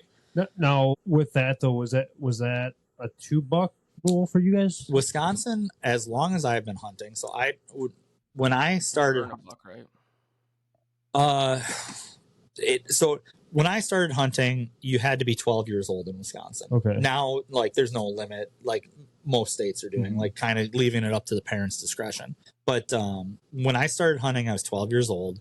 And my dad's rule was you had to start with a shot. Like your 12th birthday, you got a Remington Model 870 Express 20 gauge with the slug barrel and the bird barrel. Mm-hmm. That was your first gun. You could squirrel rabbit, do whatever the heck you wanted with it. Your first 2 deer seasons, you need to hunt with slugs. You're not getting a rifle. You're going to hunt with a shotgun. That was his rule. I was successful my first year. I got a doe. I was successful my second year. I got a 6-point buck. Super happy. Brown it's down mentality. We did deer drives. We had 16 people in the woods. And deer drives are technically dangerous, but when you do them right, like you don't have problems. Just like a rifle line in reality. It is in a sense, it is a $2 state. You can buy it. The way it works in Wisconsin is you can buy a bow license and you get a buck tag. And in my region, you get 2 doe tags issued with it. In the past, there's been 3 doe tags, but we're back to 2 doe tags. And you can buy a gun hunting license. So it's not a combo license like any weapon goes. Ours is bow or firearm. So you buy a license for bow, you get a buck and 2 does. You buy a license for gun, you get a buck and 2 does. The buck with the bow license needs to be shot with the bow. The buck with the gun license needs to be shot with a firearm. So technically, $1 for like the if you're using the rifle per se. The doe tags are interchangeable any season statewide. Okay. The other thing is we talk Michigan with their deer management units. What's different in Wisconsin is when you buy your license, you state where you will be hunting. So I state that I will be hunting southern farmland. Mm-hmm. I say Grant County, which is the county I'm in. That doesn't mean I'm restricted to Grant County, but it does mean that I'm restricted to southern farmland. I cannot go into the middle farmland or into the Northwoods and shoot my bucks. So like that's where a lot of controversy is coming over this combo tag and potentially choice in UP. Or you can get $2 in the UP. Like now when you buy this combo tag, can you use that doe tag and go up to the UP and get a second buck? They said yes to that, I believe. Yeah, and it's crazy to me. In my opinion, it should be stated like, hey, I'm going to hunt DMU this. Like, I don't know.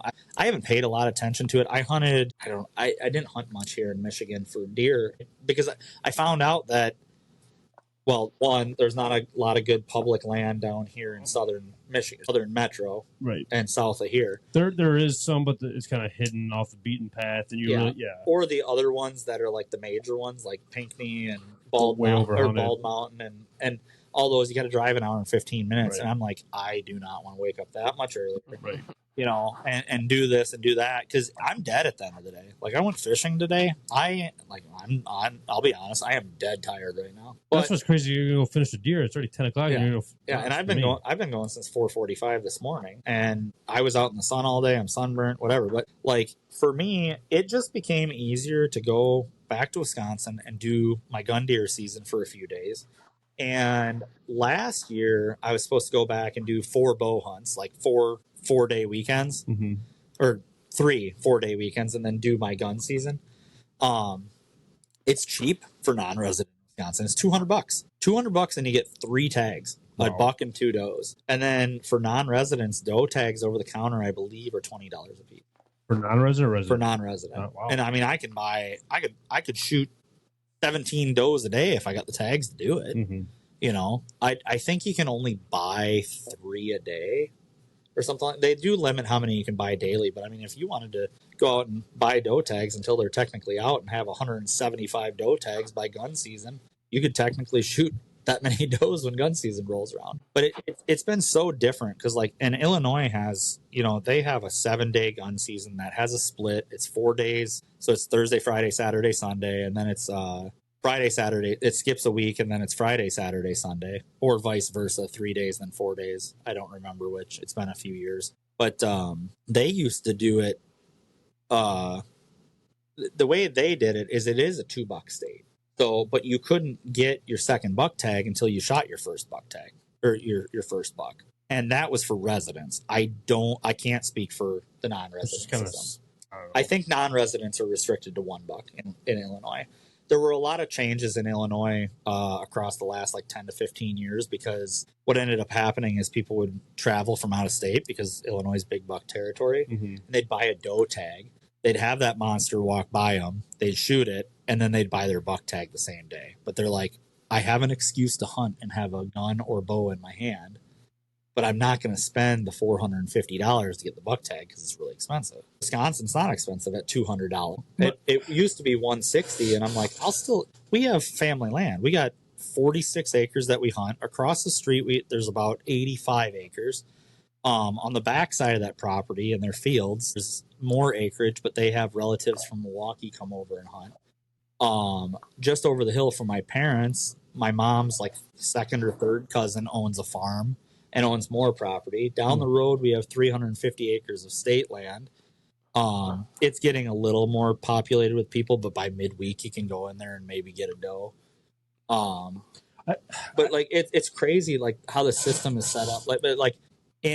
In the other states, you kind of have to elect what region you're going to hunt. So for them to say, hey, yeah, you can hunt down by wherever you want. You can go hunt Monroe County, and now you can take your doe tag up to the UP and shoot a second buck. It just doesn't really make sense to me. The thing is, for me personally, and this is just my opinion on it, the guys that are I'm all for the $1 because, you said yourself, there is a small percentage of people that are shooting $2 for the year, and everybody knows that the younger generations aren't buying licenses; they're not hunting at all. So I would rather go out and see better quality deer in the future instead of a bunch of spikes running around. That's me personally. Obviously, it's all about location, and then you're worried about the taxidermy side of things. What is, in your opinion, the percentage of somebody bringing in $2 in that 1 year to mount both of them? To shoulder mount, no. I don't think I've ever had somebody bring in 2 to shoulder mount. One as a Euro or 2 as a Euro. Which means usually if there's 2 as a Euro, they are smaller. I don't necessarily great. I advocate for shoot what makes you happy. 100%. Yeah. But you can't tell me what my trophy is, and I can't tell you what your trophy is. 100%. Right. And I totally agree with, if you want to be a meat hunter, shoot a doe. Shoot a mature doe.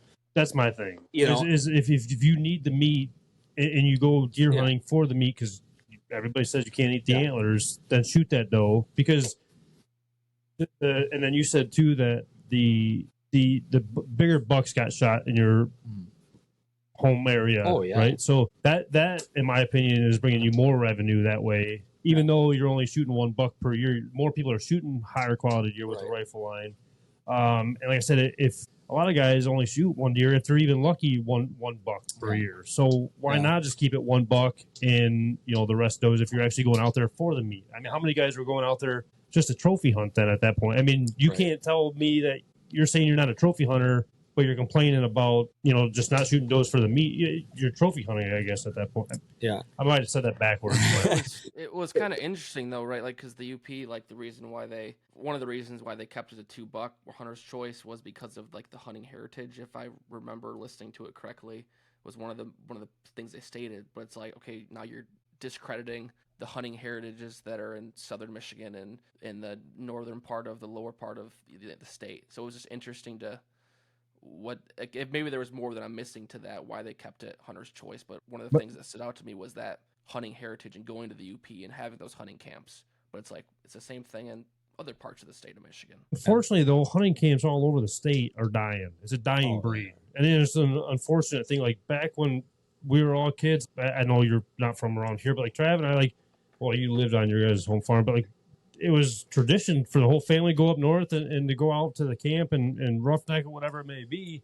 Whether it's the deer hunting or not, it's gone nowadays. Well, in the same aspect, so my grandma had property. My parents were both raised on farms. So my mom's mom had property, and like her brothers hunted, her sisters hunted. She hunts to this day. She's 66 years old. That's awesome. You know, my dad's 68 years old.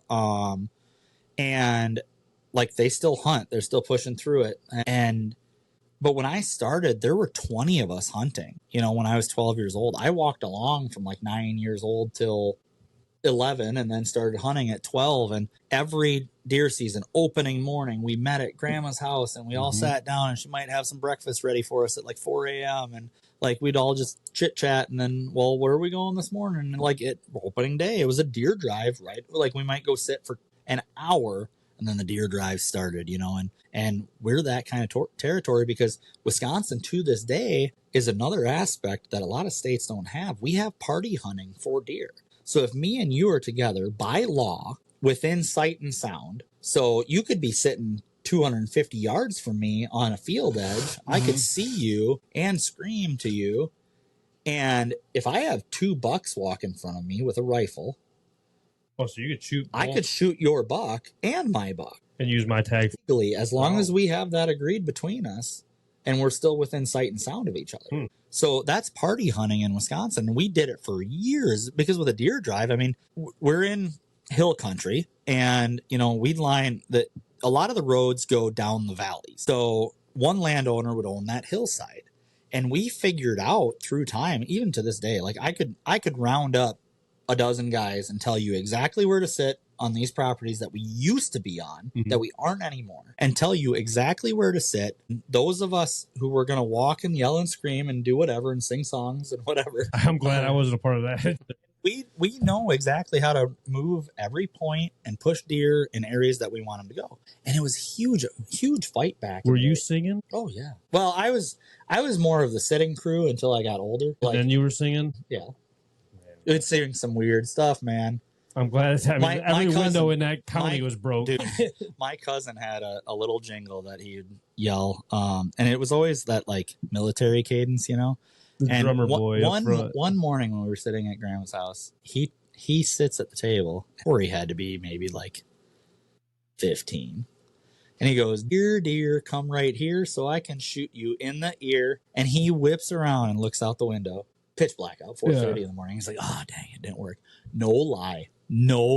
That afternoon, Corey got a deer, and there was a perfect 12 gauge hole through the ear of that freaking deer.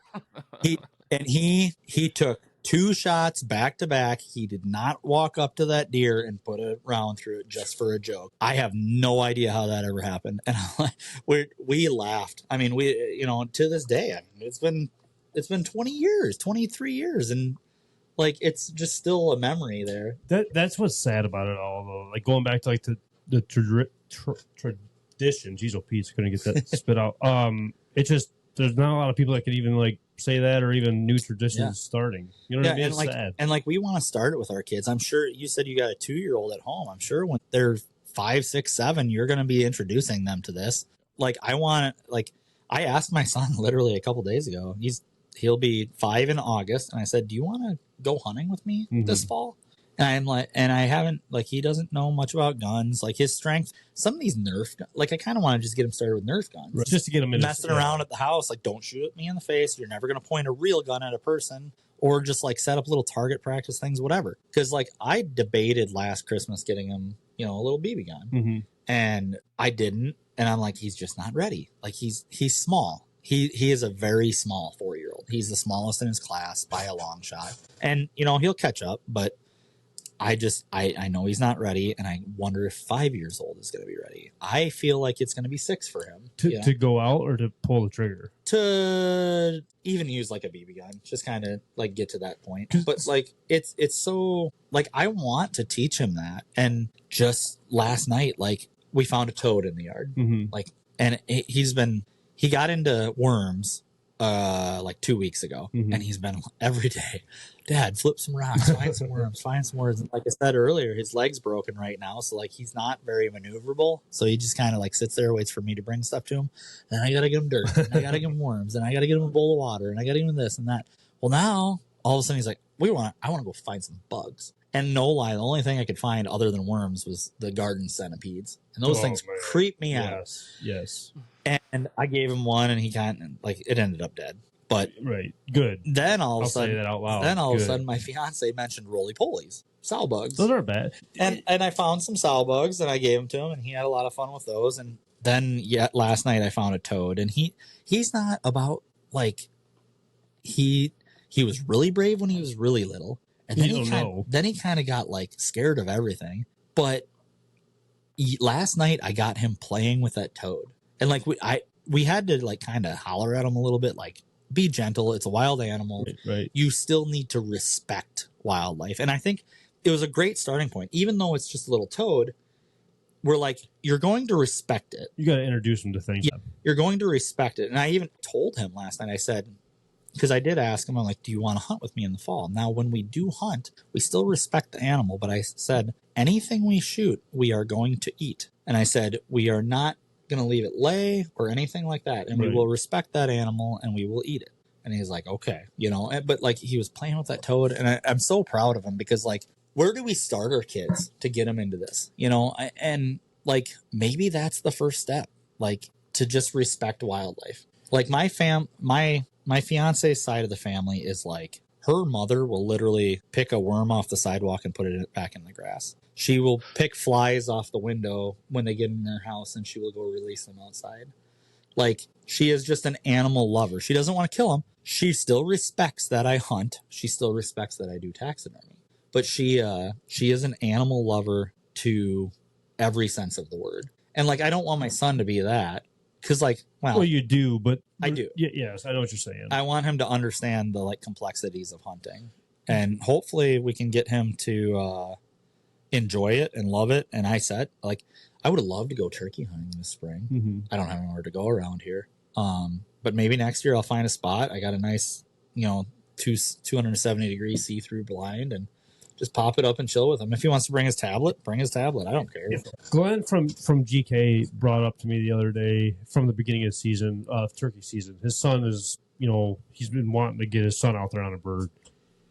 And he kind of said something to me, and it kind of really stuck, honestly. And I feel like this might be a big reason, too, where he'd love for his son to shoot one. He's finally at the age where he thinks he could pull the trigger and get one. He said he thought to himself, though, about it, and said that he doesn't know if his son would fully understand what he just did or accomplished. So why would I have him do that? And then, he'll forget about it 20 minutes down the road. Like, right. he would rather have his son shoot one and be stoked about it, or be begging him to go out there and actually have a gun in his hand. So I feel like it might be a thing where people might even introduce them too soon, and they don't build, like, the eagerness to keep going and learn about it. They kind of just hand them things, and then they don't fully understand the concept of it all after that. Like, he'll shoot one, or any kid will shoot one. 20 minutes later, it'll be on their iPad or whatever it may be, and it'll be just a memory. They won't remember the story, right?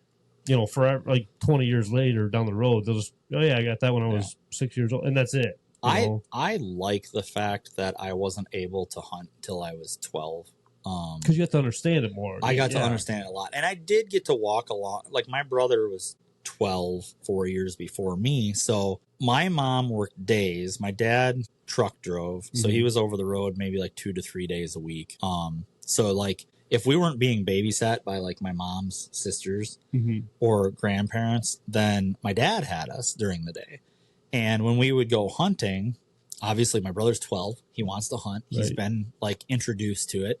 Well, where am I supposed to go now? I'm 8 years old. So I tagged along with Dad, and we'd squirrel hunt. I mean, I didn't get to pull the trigger, but I got to be there. Right. And I got to, like, understand it and be a part of it. And, like you said, you have a 2-year-old, and, like, at what point do we introduce our children? Like, my son is 4.5, and he's really wanting to fish a lot right now, and I'm really proud of that. Fishing is, I feel like, a really good stepping stone. I feel like, you know what I mean, like, to really get them out there to start understanding about it. It's obviously different than deer hunting, in my opinion, but it gets. I don't know, but I feel like it's just a good learning thing, a good step. Like I said, a good stepping stone. But, like, do you have an age that you want to start your kid? I mean, so for me, like, I could start hunting at 10 years old. We didn't have the mentee program like it is now, where you can start at 5 or 6 years old, whatever it is. And so when I started hunting, it was at 10 years old, you can use a bow and arrow. And then at 12, it was a rifle. So for me, like, I think that, 8, 9, 10 range is a sweet spot. Like, I think a lot of it's going to not be on my son, but be on me. Because I want him to be out there. Like, when we're on the tractor doing food plots, he's with me. When we're out looking for sheds, he's with me. Like, he loves it. He loves being outside. He loves wildlife. So I think you'll have that appreciation, like enough appreciation to understand what you got, right? Like if a 6-year-old goes out and shoots a 140, like in Michigan, that's probably a once in a lifetime deer in some cases. Like, are you really going to appreciate that deer to its fullest at 6 years old? Probably not. Maybe not even at 10 years old, So I'm thinking probably that 8, 9, 10 range, probably where it would be maybe some small game before that. But like for me, some of my funnest memories are from just hunting with my dad, right? Yeah. Like not even the shooting part, is just being out there with them, learning that, that aspect of it. Sticks and everything else behind them. Why is it every father is like, you're so loud, and you're sitting there like, you're moving more than me. You shut the door and he's like screaming at you. 12 is making a lot more noise than my anybody. Yeah. I like that we kind of align on that though, and it just popped in my head right before I asked that. I think a lot of the reason it's a lot like, well, everybody wants the 140s, 160-inch bucks. I think a lot of it does come down to like social media and the way things have been presented with these 4-year-olds hunting now, that us as fathers have that competitive sense in us that's like, well, dang, my son's got to shoot one at 4 years old. And it's not a necessity. We need to be better fathers in knowing when our child can respect the resource and actually have an understanding. Like you said, 8, 9 years old is a really good point to have an understanding. Some kids are going to be more mature than others. Some aren't going to be. Some, like my son, are pretty small and probably, I know for a fact it's going to be a couple of years before he can even hold a gun on his own. But I've looked into these, nice chairs with those shooting rests that swivels and everything. If not even for him, just to drop in a nice ground. Right. I think a big part of the age gap that we have in the hunting world, the fishing world, whatever it may be, like the license sales are obviously lower in the youth per se. I feel like that might be a reason, because the parents push them too early to get into the sport, and then like they've done it before, so why do they feel like they should keep going about? They don't teach like the steps to get to that point. I feel like I think you can terrify a kid and just push them away from it too. 100%. Like, it's no different than look at Trav, he's still scared of the dark.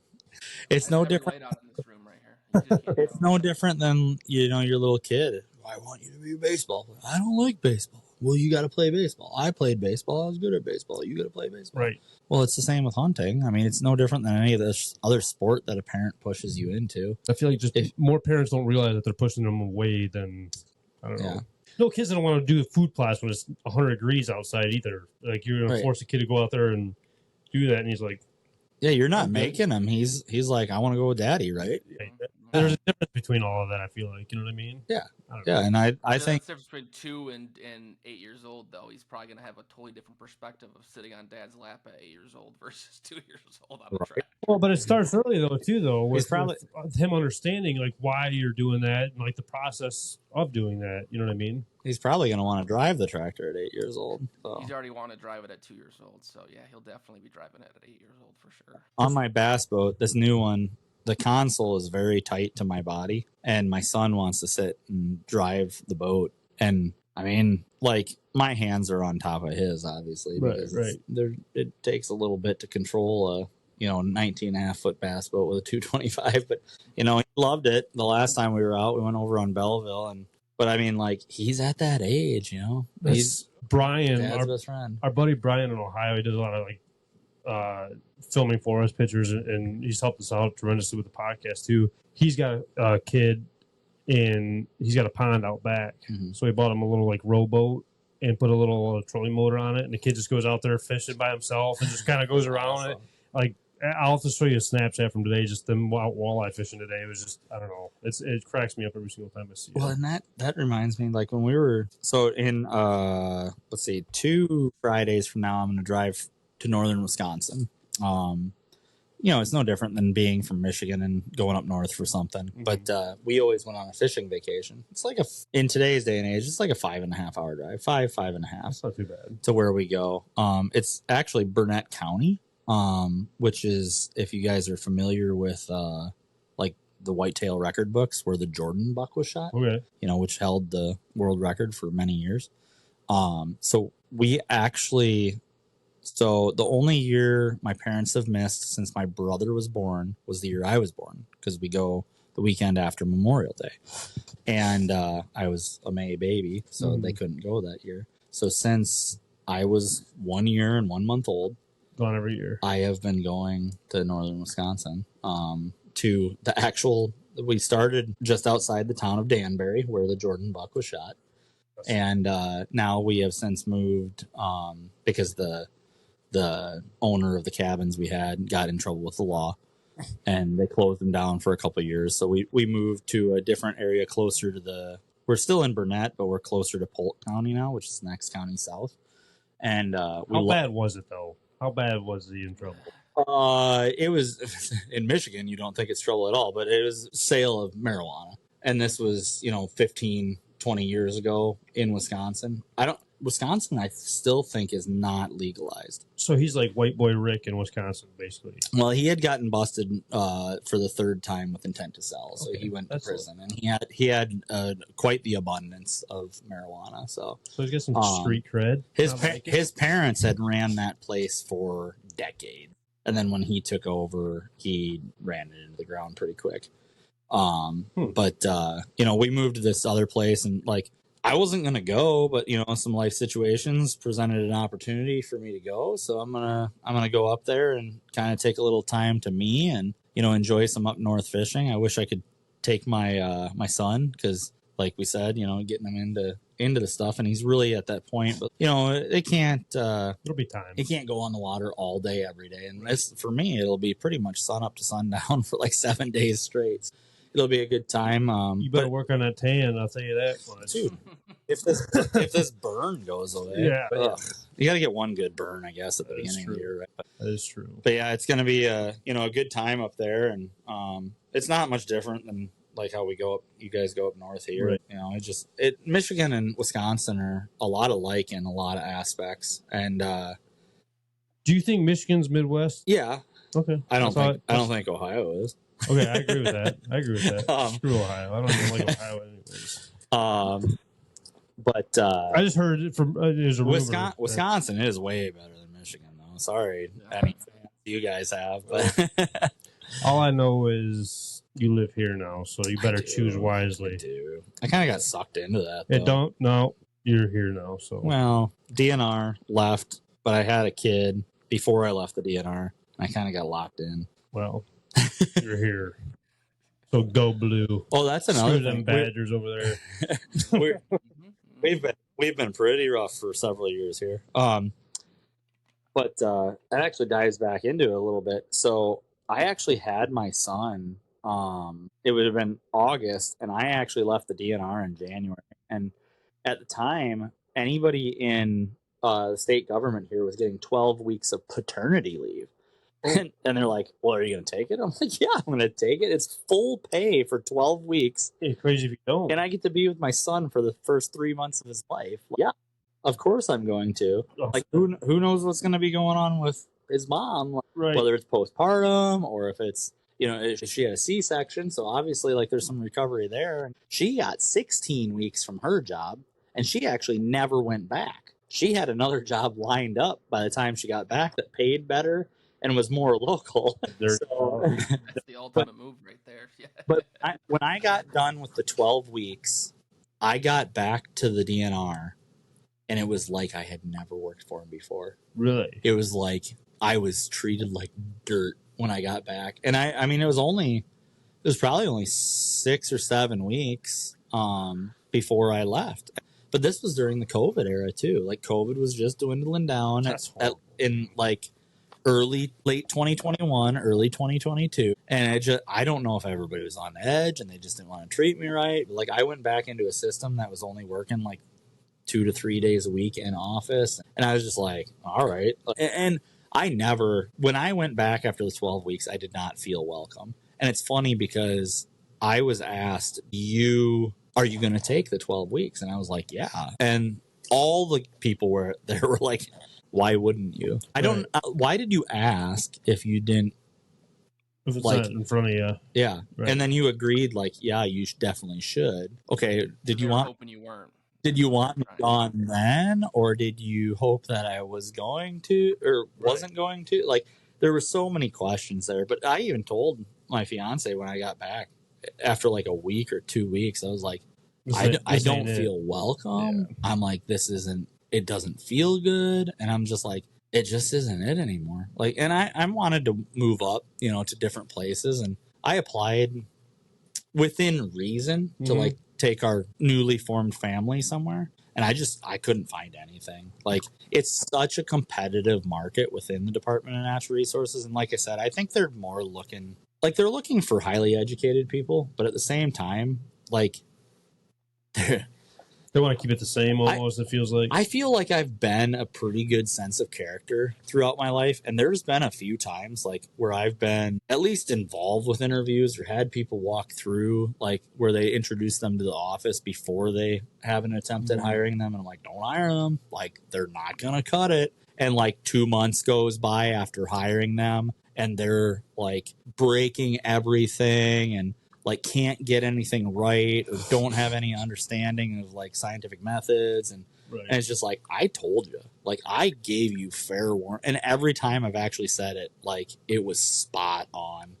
And I'm just like, this person was awesome. Like, why did you buy it? And it comes down to some things that we're all fighting politically right now within our nation. And it sucks, but I mean, it goes both ways all the time. And it was a tough road for sure. Like, I fought tooth and nail. I have like, it was 4 years to get bachelor's in fisheries management and another bachelor's in biology. I double majored. I could have went another semester and had like 4 minors. Like, I was really close. I was really close to a chemistry major as well. And I love chemistry. I'm one of those like math and science nerds and not like history or English. And, yeah, I'm not. But then I worked for 6 years in fisheries. I went to the U.S. Fish and Wildlife Service and Arizona Game and Fish Department, and then I went to the Illinois Natural History Survey. And I told myself, I said, if I don't have a job by my birthday, which was May 5th, a job or grad school, I'm gonna move up to Rhinelander, Wisconsin, which would be like Gaylord kind of Michigan, a lot of lakes around there, the Wisconsin River, the upper portions of the Wisconsin River flows through the area. Great fishing, just like great timber around, good hunting, good fishing, everything, really small, quaint, tight knit communities. And I'm like, going to Rhinelander, going to start guiding crappie, bluegill, bass, walleye, muskie, whatever there is to offer, just know 20 or 30 local lakes and go for it. And no lie, like 3 weeks before my birthday, I get a call from grad school. You want to come down and be my student? No, I don't. Like, my life had was it all planned out. And everything. I was getting so close, and it was actually it was the day after my birthday. I left Illinois, so it was May 6th. I had everything loaded up and left for Arkansas, and it was a good time. I really enjoyed it. My professor was awesome. Arkansas was a good time. It's definitely a different demographic. But I'm sure it is. I had a lot of fun down there. Probably too much fun for being in grad school. You gotta have that. But and there's been so many comments on a couple of my recent posts, like, "Oh, you're uneducated, like you don't get this and get that and whatever." I don't know how much it means, but I'm the only person that has ever went through that program at that university and got a 4.0. So, like, I didn't do that in undergrad. My whole focus in undergrad was to like fish and have fun and be a young male. And then I got to grad school, and after 6 years of working, like, my professor even told me, he's like, dude, like, working definitely helped you in grad school because like you understand stuff. So were you trying to say something when you were a young male? No, not in that manner. Oh. I don't know. Just meaning, like, you want to like just mess around and like do your own thing and like have fun fishing, hunting, whatever. And it's college, and you're just always doing something probably other than class, sleeping in, missing your 8 a.m.s. You know, it sucks that I still had a decent GPA, you know, enough to get into grad school, obviously. Grad school. I would say so. Yeah. You know, and You said you had a 4.0? in grad school. Yeah, I'd say you had probably decent. Yeah, I think I had like a 285 or something like that in undergrad. I had like a 350 in high school. But I don't try, like, I never studied or anything. It just like came naturally, which was pretty sweet. But like grad school Must be nice. grad school was so different. Like fisheries is very statistics heavy, and that's why I started running through like those numbers when I said like, yeah, that is a big buck on Facebook. I mean, anybody should be proud to shoot a 125-inch buck, and then everybody fights you. Oh, I got this 140, and I see 140s and 150s all the time. And then you click on their profile picture, and the biggest deer they have pictured is like a 115. Yeah, it's like, well, one, you either haven't ever had a deer scored, or two, you actually have no idea like what a big buck looks like. So. And it's definitely a reality check too for those people out there that, like, say myself, like when I see a deer, I'm like, oh, that's definitely a 120. That's definitely a 125, you know. And then you get a score and it's like 110. You're like, oh, yeah. I need to do some recalculating in my brain here. Little off. Well, and pictures and videos and everything, dude, it's so different because like your trail cameras distort the edges. You know, because it's trying to get a good field of view. But as soon as, if you're only getting a picture of a deer on the outside corners of your camera, that deer looks 15, 20 inches better than it actually is. Right. And, but like I was saying before, like about the Jordan buck being up in Danbury, this is the next crazy thing. Grant County, Wisconsin is where the Johnny King buck was shot, a half hour from my family's land. Holy crap. And with the recent studies we talked about earlier about deer moving 35 to like 50 miles now, when it used to be a range of like 5 to 8. And it's like, well, I saw a deer on our family land when I was 14 years old, which was around the same time that Johnny King shot that buck in Mount Horeb, Wisconsin on their family farm. It's like 30 to 35 miles by road. So as the crow flies, it's less. Because the road has to wind through hilly country. Right. No lie, I saw what was a potential world record. I had it at 15 yards, and it was early doe season. Try being like, I don't know, I can't be 100% sure if I saw that I might have been 15. I was 14 or 15. I think I was 14. Because my mom had watched him for a couple of years and gotten some glimpses of him during gun deer season, but could never get a shot off. And we watched him go from a 10 to a 10 to a 12 pointer. And like, I remember it vividly, plain as day, because I saw him twice. I saw him once at like 350 yards. And then I saw him once at 15 yards. And he walked up to me during bow season, like wide open field, like there's no obstruction, anything like that, like cut corn in the fall in Wisconsin. Just on the corner of our property and the neighbor's like 1,000 acres of field. And he just stared me down. He's like, I know you can't shoot me. It's so crazy how those old like big bucks like have an understanding of that. They know. And like, I mean, I'm talking like 14 to 16 inch G2s and G3s, like 6 inches out past the ear tips on both sides, strictly symmetrical 12 point. I mean, even turkey season, you're getting deer that are walking right up next to you. Yeah. Like we had like 6 deer this morning, like walk within 10 yards of us. And it's like, how do you not smell us or anything? Right. Like, are you crazy right now? But like after years of like doing taxidermy and then like seeing these big bucks and like seeing the picture of Johnny King's buck, like it makes me question like my remembrance of it. Like did he have like a split between those G2s, or was it like how they fight with Boone and Crockett, like a fused G2 at the base, shared base? And I just sit here and I'm like, Johnny King's buck is like perfectly symmetrical. And I'm like, that very well could have been the same deer that was on our land 30 miles away that year before or whatever. Right. And it's just nuts to me because like I say in my video on Facebook, I've had a couple of missed opportunities at bucks that are maybe like 140 to 150. I had one that was probably 180 inch in Illinois that he needed to take one more step for me to fling an arrow, and I was sitting on the ground and he wouldn't take the step. you know, and that kind of stuff happens. I know we all have our horror stories, sure.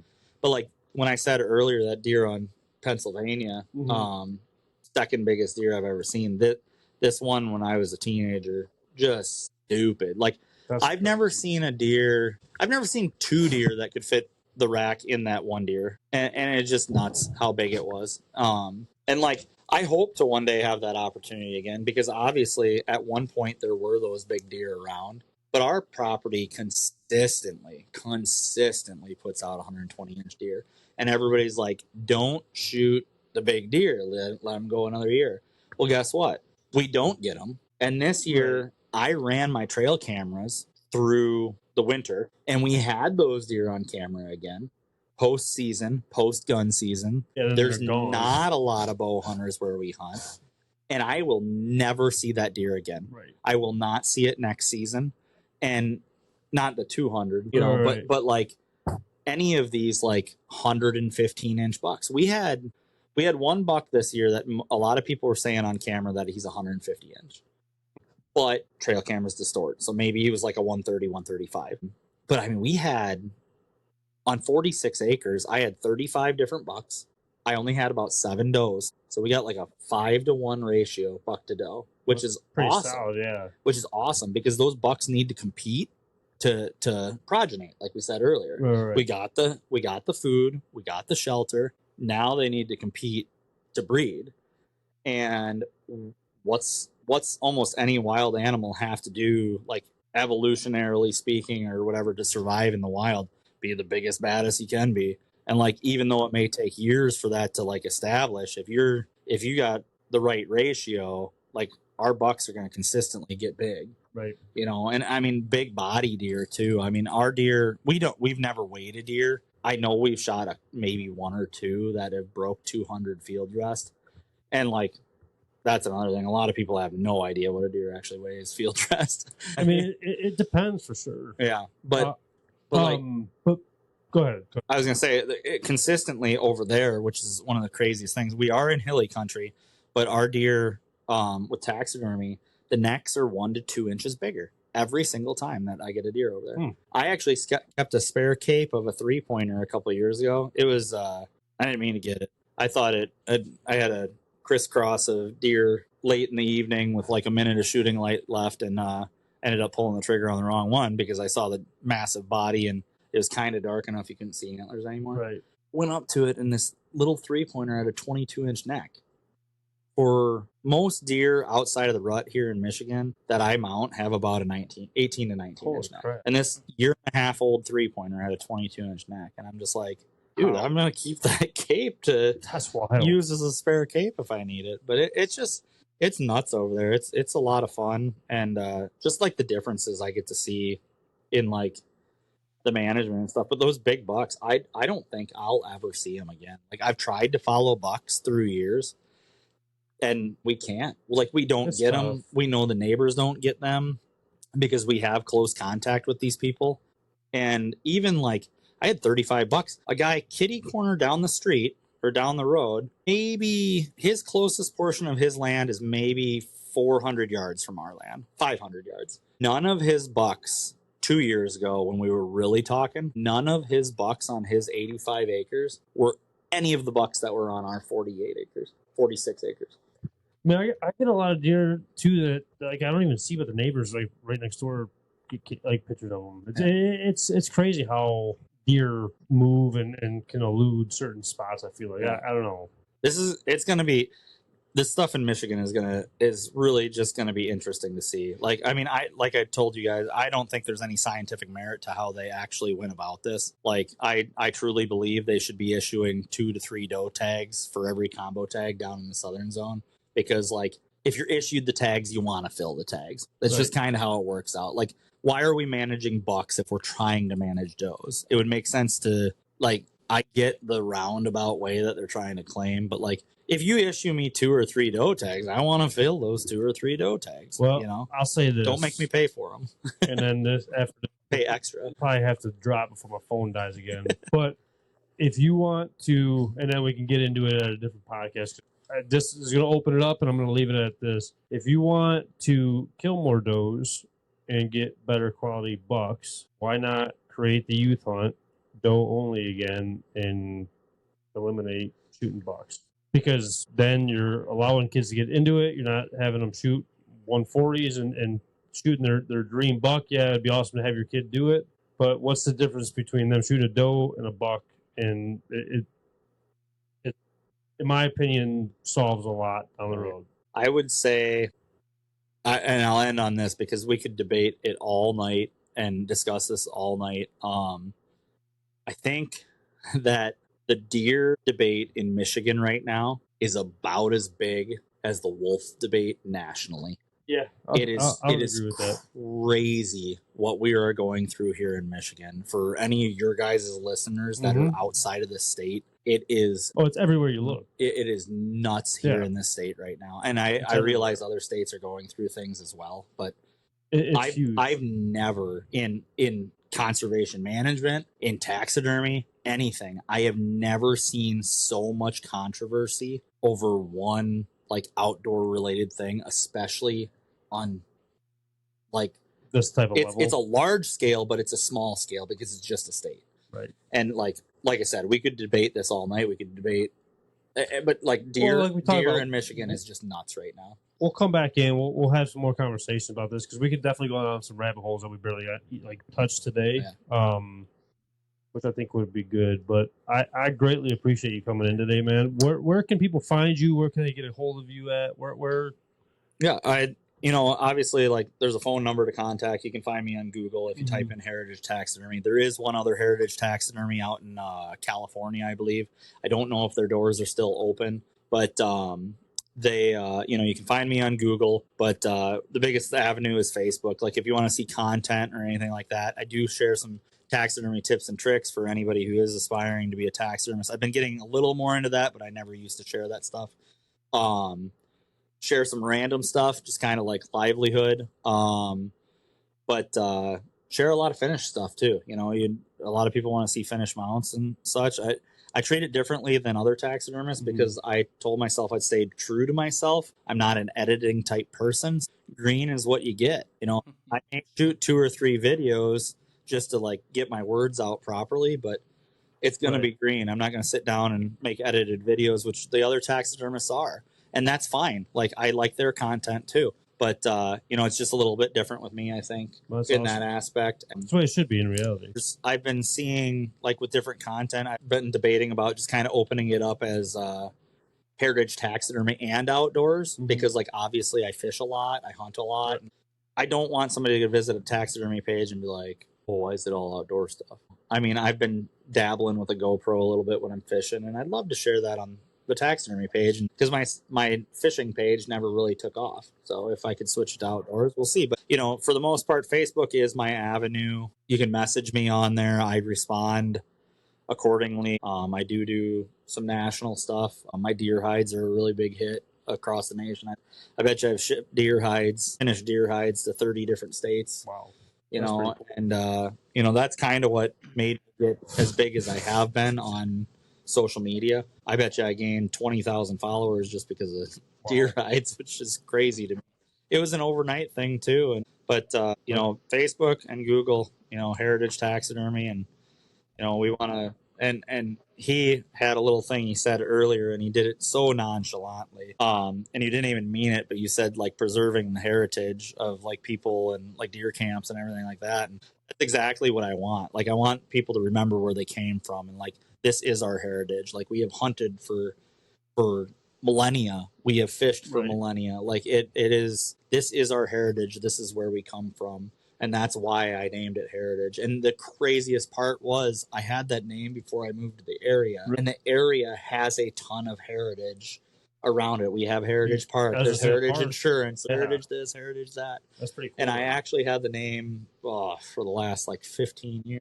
Awesome. So it was kind of fitting that I live here in downriver metropolitan Detroit now. And yeah, that's sweet. But I mean, we always take things shipped in, shipped out, whatever. Can crate anything, ship anything, but obviously the local market is best. Right. Well, I appreciate you coming in again, man. Trev, I appreciate you staying on the phone. Thanks for and having me, guys. appreciate everybody tuning in on this week's podcast. Hopefully you guys enjoyed, and we'll catch you on the next one.